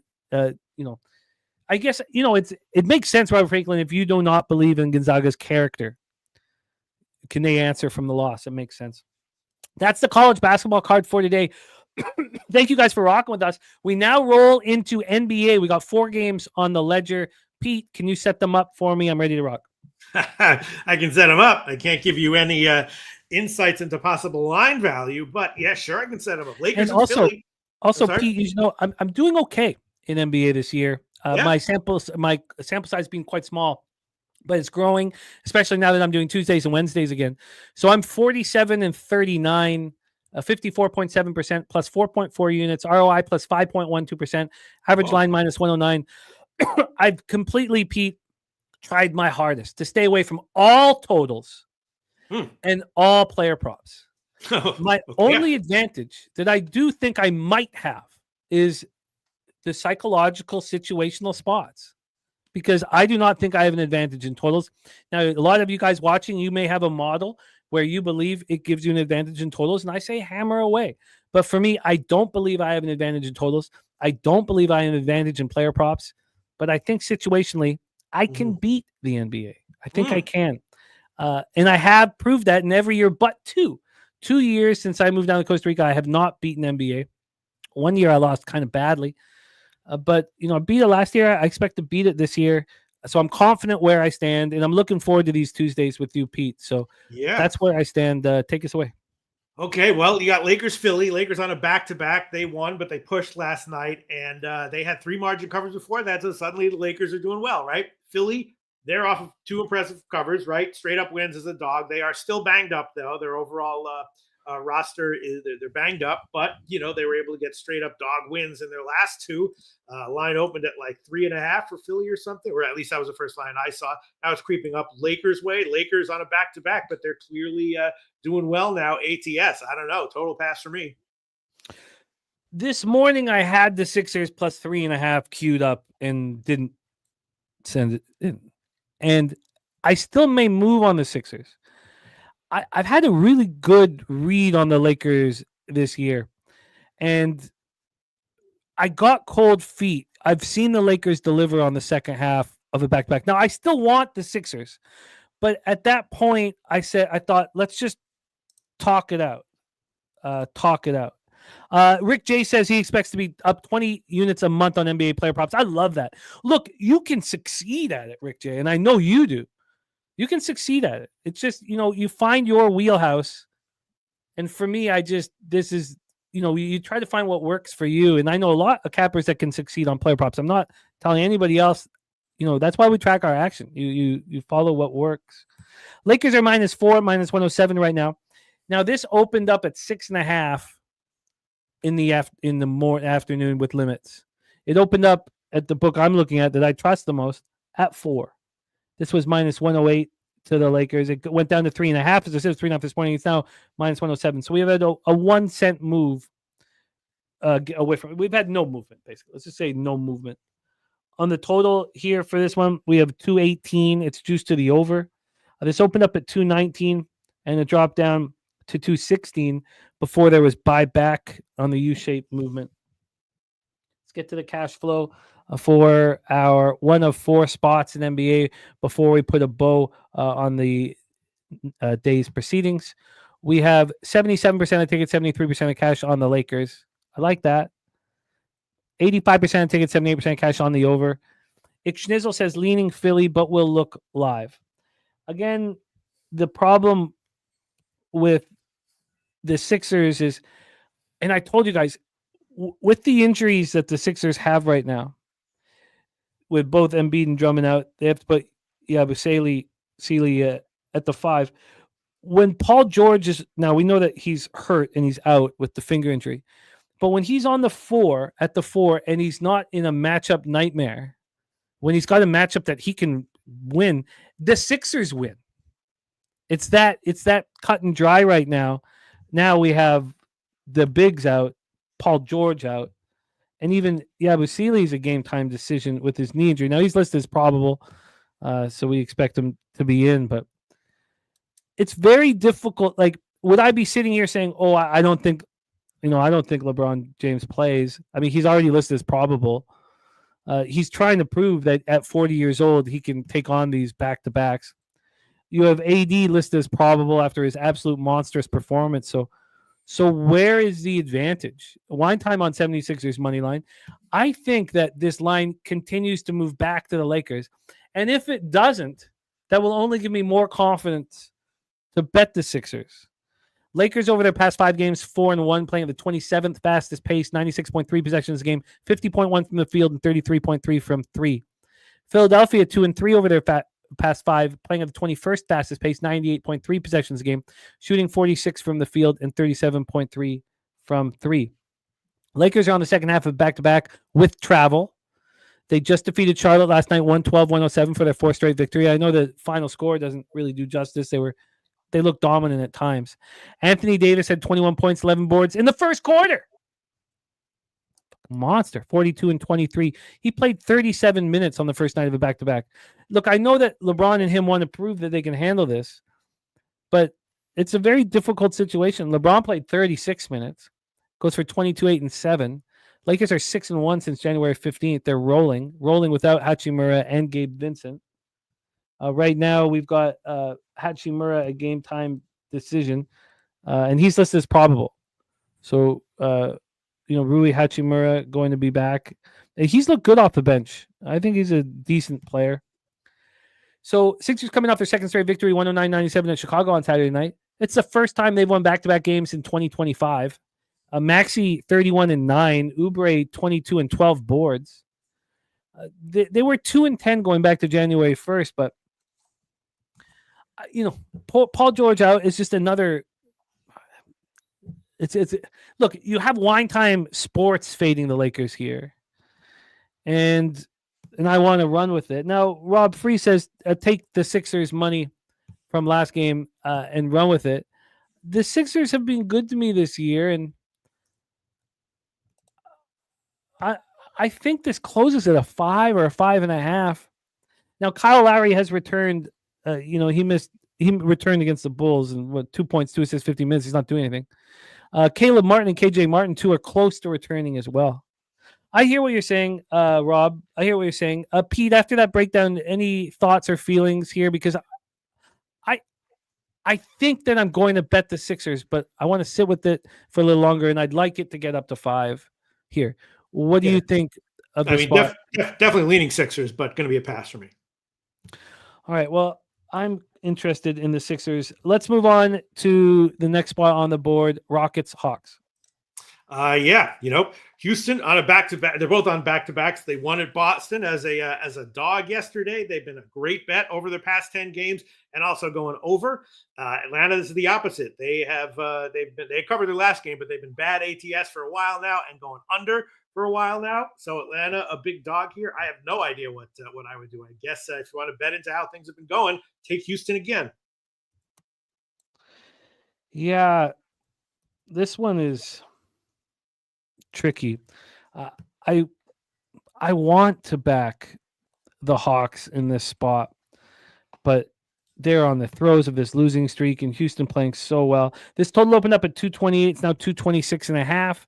And when we get to the point spread, we have the Rockets -6 at -108. This did dip. So they open up -6. Well, dip for the Hawks. And then it moved up to 6.5. Then it moved to 7. This was 7 when we started our show. Now it's dropped back to 6.5 and then to 6. So we have no line movement now. When we get to the cash flow, you have 10% of tickets, 12% of cash on the under. And when we get to the side, 70% of tickets and 62% of cash are on the Houston Rockets. As Pete said, both teams on the second half of back-to-back. This is the third game in 4 nights here for the Rockets. I would like to fade them. Now, the Hawks have lost 5 straight. I mean, they just lost, 192 at Minnesota last night. I can truly understand, Cappers wanting to stay away from them. Trae Young, a game-time decision here, listed as questionable. Now, this has burnt me. When a player misses it burnt me in the last month. When the player misses the first game of back-to-back, and I expect them to play in the second game, and they don't. So, first off, I'm going to have to make sure that Trae Young is in this one, and then for these Rockets, you have Jabari Smith, who's going to be out for a long time, so we don't need to worry about that. Let's get into the let's get into the plan. My plan is to bet as soon as I know that Trae Young is in. I'm going to bet the Atlanta Hawks here. This is another lipstick on a pig spot. I'm going to move on the Atlanta Hawks here as soon as I know, and I don't care if it goes to 5.5 or 5. I think that the Rockets coming off of winning in Boston last night is exactly where you'd want to fade them. You know how important that is for Udoka to step up in Boston, and he laid it all on the line. And let's just quickly go over the exact minutes that were played for both on the back-to-back here. So let's go with the Rocket spot first, because, I mean, that game meant so much. And you have Brooks going off for 36. Look, Brooks played 40. Amen Thompson played 42. Now, I know that Jalen Green played 30, which is obviously helpful. Van Vliet played 37. I almost feel like which of those players is not going to be in the lineup tonight, and I should expect Trae Young to be in on the second half back-to-back where he missed the first and take the risk here. Because in that game, you're going to get a fresh Trae Young coming back. The Hawks have looked so bad of late.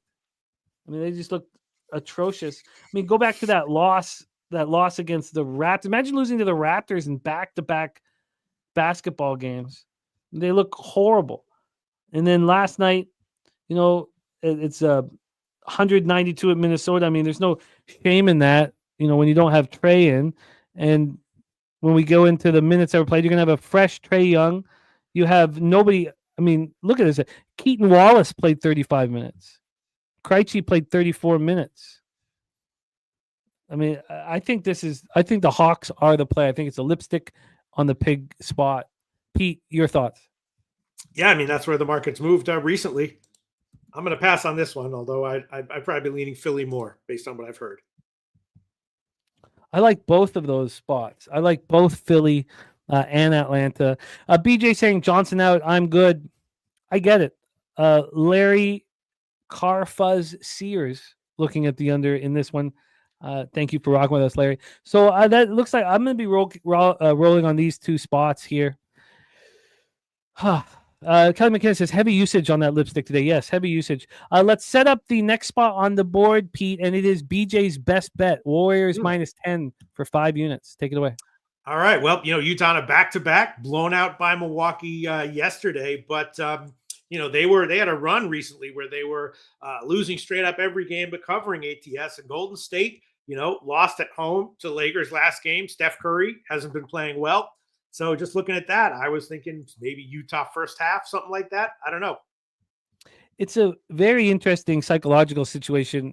I can understand why BJ's on the Warriors, and we'll go over that, here. So the lines opened up at 11, the book I'm looking at, and closed at 12. And so for the total, let's quickly get into the total here. This total is at 229. This opened up at 228.5 and got all the way up to 231 before it came back down. It's now at 229. We have a half point move to the over. And when we get to the cash flow here, we have 51% of the tickets, 62% of the cash on the Golden State Warriors. And then on the total, we have 88% of tickets, 90% cash on the over. So there's a funny situation here with Golden State, whom we should start with. But Golden State 2-3 over the past 5, 22nd fastest pace, 97.8 possessions a game, shooting 43.9 from the field and 37.1 from 3. Utah, of course, lost 6 straight. So over the last 5, no wins. 8th fastest pace, 101.98 possessions a game, and shooting the ball poorly, 43.7 from the field and 30.6 from 3. If you look at this team that's 10-33, they've been better on the road than they have been at home this season. They're on the second half of a back-to-back after that loss, 125-110 at home versus the Bucks. It's Collier, Isaiah Collier. So he's been stepping up in a big way. He had 12 points, 8 boards on Monday. On Saturday, 8 points, 8 assists, 5 boards. And he is a young basketball player who prides himself with his defense. And here's his opportunity now to defend Steph Curry, who, the Warriors are on this major rest advantage. They come in off that 118-108 loss home to the Lakers on Saturday. Curry went 0 for 8 in the second half, 4 for 17, put up 13 points. 4 straight games with 21 or less. A lot of heat coming down on him. He's now averaging 22.3 points per game, that'll be his lowest in a full season since 2011, 2012. And he says it's the thumb injury on the shooting hand that's doing it. Over the last 4 games, he's shooting 38.1 from the field and 32.4 from 3. And then Utah's had his number, and he's hearing that. He's talked about it before. Utah, he's only having 23.3 points per game against Utah. And this is game 3 of a 6-game homestand. So when it comes down to it, it's Warriors or nothing. And do I expect the Warriors to go smash and grab? I can't say that I do. Now, look, BJ got a great number at 10. He's been setting this up. Historically, if we go back 2 or 3 years ago when I was playing a lot more player props, I would be on Steph's player prop over here. But that is one of the reasons why I stopped betting player props. The only time that player props were working for me is when there was a 1-game outlier, 1 of 12 from the field, 1 of 13 from the field. I was getting crushed 2 years ago when I was like, Tatum is shooting 20% from 3. He's got to step up. It's 5 straight games, and then he would shoot 0 for 8 from 3. I'm not going to try to catch a falling knife with Steph, and I don't think I want the Warriors as this big of a favorite. So I guess I'm just off of this spot at this point. BJ, best bet Warriors -10. Anything you're interested by, Pete? No, not really. No. Let's set up the final game on the board then. Okay, yeah. Next game, if there was a play that I, before we talked about everything, that I would have put it on with a free play, it would have been this one. Milwaukee and Portland. Milwaukee's on a back-to-back. They beat down Utah yesterday. Blazers have now covered 5 in a row, right? Their last game was a home loss to OKC, but they did cover that. And, of course, there's history between these two teams. And I'd be leaning Portland, getting all these points. Why not? I think they'll get up for this one. Getting 5.5 is the first line I saw. Let's see where it is. Yeah, still 5.5. Before we started this segment, if you asked me for one play that I would throw it on for a free play, it would have been Portland plus 5.5. I'm interested in Portland here. Shout out to Old E. He's at work but had to jump in. Thank you for rocking with us, Old E. Saturated looking at Blazers first quarter. It's a spot that's been good to me historically. BJ said Portland is a public dog. Portland right now has 25% of the tickets and 25% of the cash, so there's no concern there. Milwaukee's clearly public. 82% of tickets, 78% cash on the over. So we have that over opening up at 231.5 has dropped to 229. So a big 2.5 point move towards the under. And then on the spread, we have a 5.5, and you can't pay for the 6 anymore. This has gone from 6.5 to 5.5. Pretty blatant move here. So both teams 4-1 over the past 5. Blazers 9-13 at home. Bucks just 8-11 on the road. This is the second time Dame's come back to Portland, so he's coming back to see friends, and he's excited to be back. There's not the pressure that he had in that first one. Milwaukee playing at 13th fastest pace, 99.8 possessions a game. Portland slowing way down and succeeding with it. 96.5 possessions a game, at 26th in the league. Milwaukee shooting the ball beautifully, 51 from the field, 39.5 from 3. Portland 45.5 from the field and 34.4 from 3. But as Pete was talking about, they're covering games. Bucks on the second half back-to-back after beating the Jazz 125-110 last night. They shot 60.5% from the field against Utah. This is their third game in 4 nights. I mean, this is just spelling out Portland. Dame, 11 straight games for going 20 or more. 11 straight games. Over that 11-game stretch, 27.3 points per game. Blazers coming off that 118-108 loss at home to the Thunder on Sunday night. Scoot, 25 points. He's rolling right now. Hit 5 threes. They're playing well. They're just playing well. Tumani Kamara playing well. Denny Abdia playing well. This is game 2 of a 7-game homestand. The reason why I'm not on it already is just that, Portland went into Milwaukee and beat them earlier this month. 105-102. That if they hadn't have done that, I'd already be on Portland. And I'm hesitant to think that the Bucks won't step up. Now, this is Portland or no bet, but I'm hesitant to think that the Bucks won't step up for Dame here in Portland, especially when they know what Portland's capable of. So I'm a little hesitant here, even though the market is telling us that they are the play. Are you close to moving on Portland, Pete? Nope. I'm going to pass. Do you think that going into Milwaukee and beating them does play some type of a role and the players. It matters, but other things also matter, in this spot. What would be the thing that matters to you the most? Just the history, the line, the history between the two teams. I don't know. It was a while ago. 3 weeks ago. I don't know. Line time moving on. Blazers money line at plus 170. I find the Blazers appealing here. Third game of 4 nights. The big thing is that 60%. 60%. They shoot 60.5% from the field against Utah. They leave elevation. It makes me want to back the Blazers here. Wow. Because they have such tension between these two, the two teams and the situation and everything, I think that Portland will be motivated to do it again, I do too. We know that Thibault won't be in. Ayton is questionable. If he misses his 4th straight game, you kind of want him out there for 25 minutes or so in this one. By the way, we didn't go over the issues in that Utah game here. We don't have, I don't know if they've done the shoot around yet. They're not giving us any information on Collins and Kessler here. But I imagine that because Collins missed the last game, and so did Kessler, which would make you think that they're going to be able to play tonight against the Warriors, but we need to wait on that. And then Bobby Portis, who is on the trade block and missing a 2nd straight game with personal reasons, he's not expected to be in the lineup. So Fernando Mendoza saying fear the deer. Well, I'm going to be on the dogs here. It's just, when do I bet them? When's the perfect time to bet them? The Sixers, the Hawks, and the Blazers will be for me. I'm not going to be on the Jazz. Our friend Mel in the house says nothing like a massive trade to expose how stupid so many people are, why they believe player agents spin about big discounts. They also have no idea how good Marty Natchez is. I said off the top that it's a complete lie that Rantanen was going to take a paid discount to play.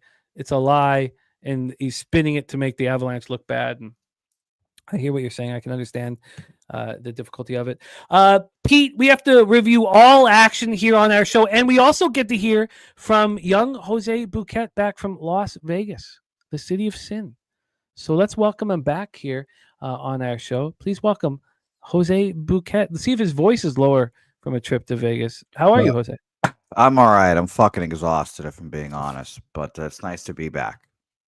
Tell us a little bit about the highs and lows of Las Vegas. Sure. My first 2 days, I got fucking crushed.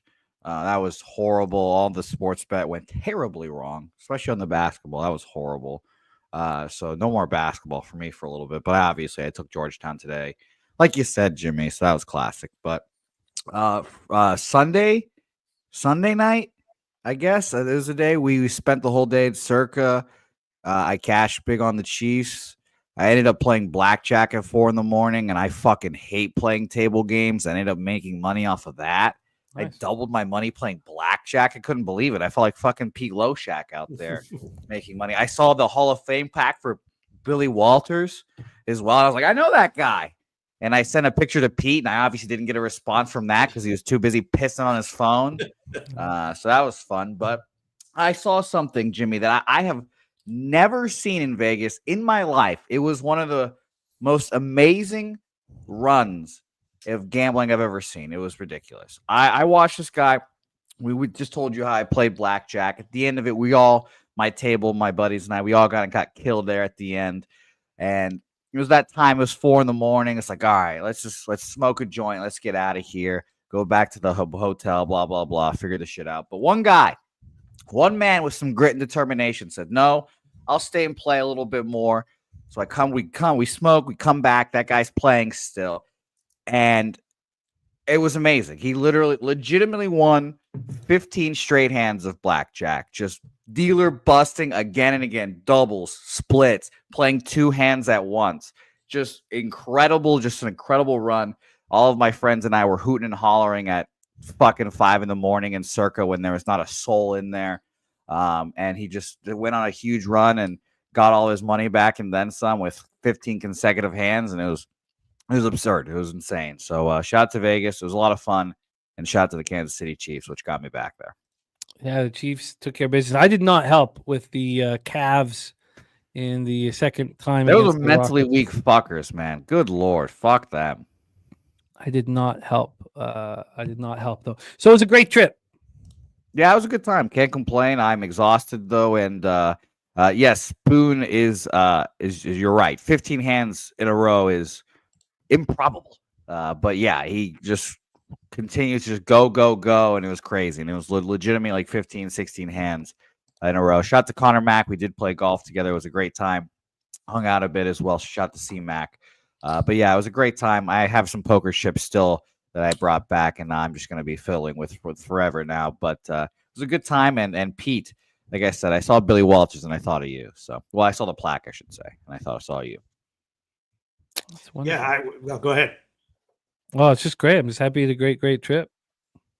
Yeah, it was profitable, I guess, but it was good. And yes, Nasty Nate, the rooftop tool was lovely. By the way, it was funny. One portion of the night after the Commanders and the Eagles game, at some point there was like a group of just very attractive women at the pool. I was like, what is going on here? Why are there women? And they were all scantily dressed. And then I realized they're all whores, ladies of the night, there for the AVNs, getting their awards. And I was like, that makes sense. And then obviously there were some men there. And I couldn't stop thinking about their gigantic schlongs they probably had as well. So those are the things that were running through my head during the early parts of Chiefs. What? Bills. Jesus Christ. You had such a great story until then. What the fuck? My friend was the host of the AVN, Steph Tolev. Yes, of course. I know her. She's a great girl. Oh, yeah. She came to San Antonio. I should have swung by. She's very funny. Yeah, she hosted the AVNs. That's very exciting. A bunch of comics were down there for the AVNs. It was a big night, big weekend there in Vegas with AVNs going on. My friends, let's review all action here on our show today. Loshak in the back every Tuesday here. Every Tuesday, we're back in business. Justin McKelvey stacks play today. Utah Utes money line and Gonzaga minus 13.5. We have Morgan Spooner on Toledo plus 3.5, Wake Forest plus 9, and Wake Forest money line.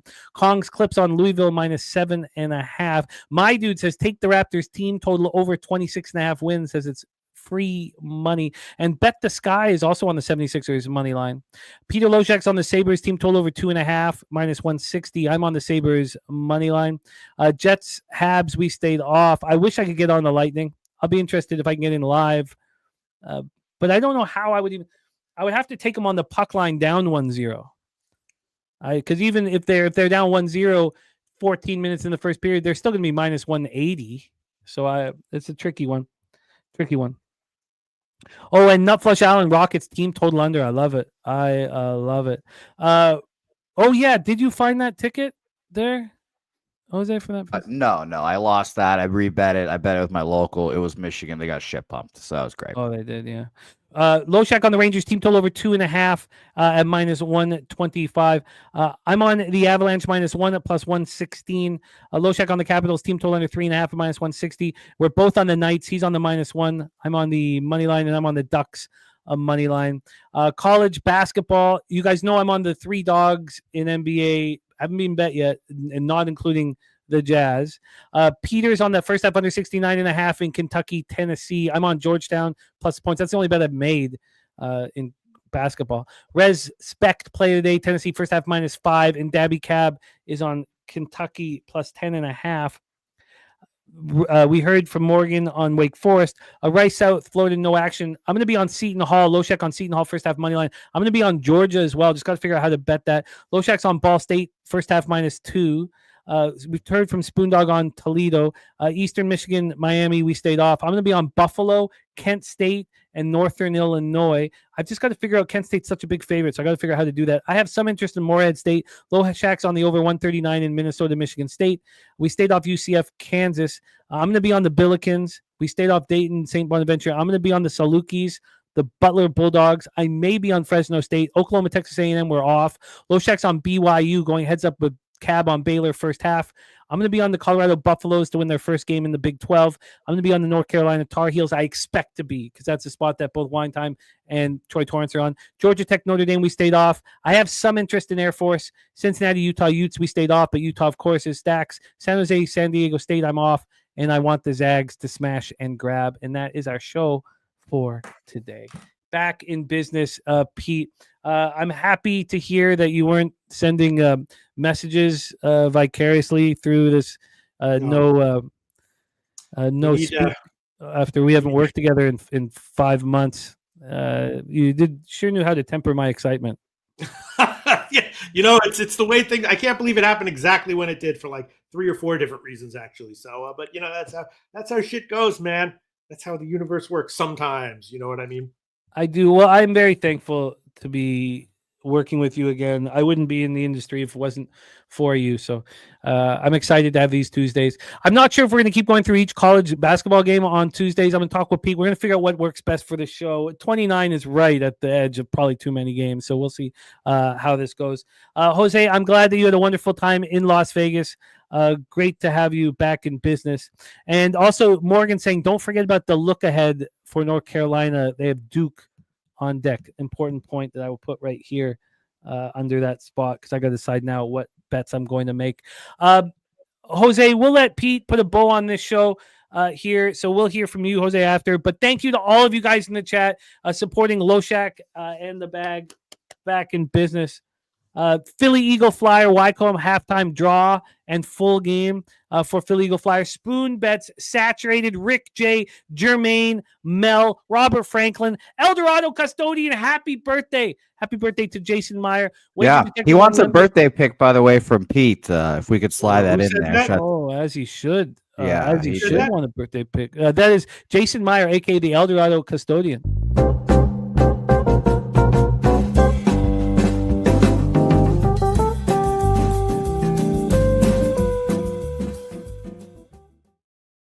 Let's hear it.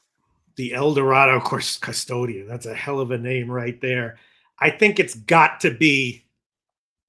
I could give Vegas money line, but I don't know. I'm a little scared of that. That's not a bad team. I think it's got to be Buffalo. Team total over 2.5. Little juicy, but that's what I'm giving. Buffalo. Team total over 2.5. Minus 160. I know. A little juicy. There you go. Happy birthday, Eldorado Custodian. Baby.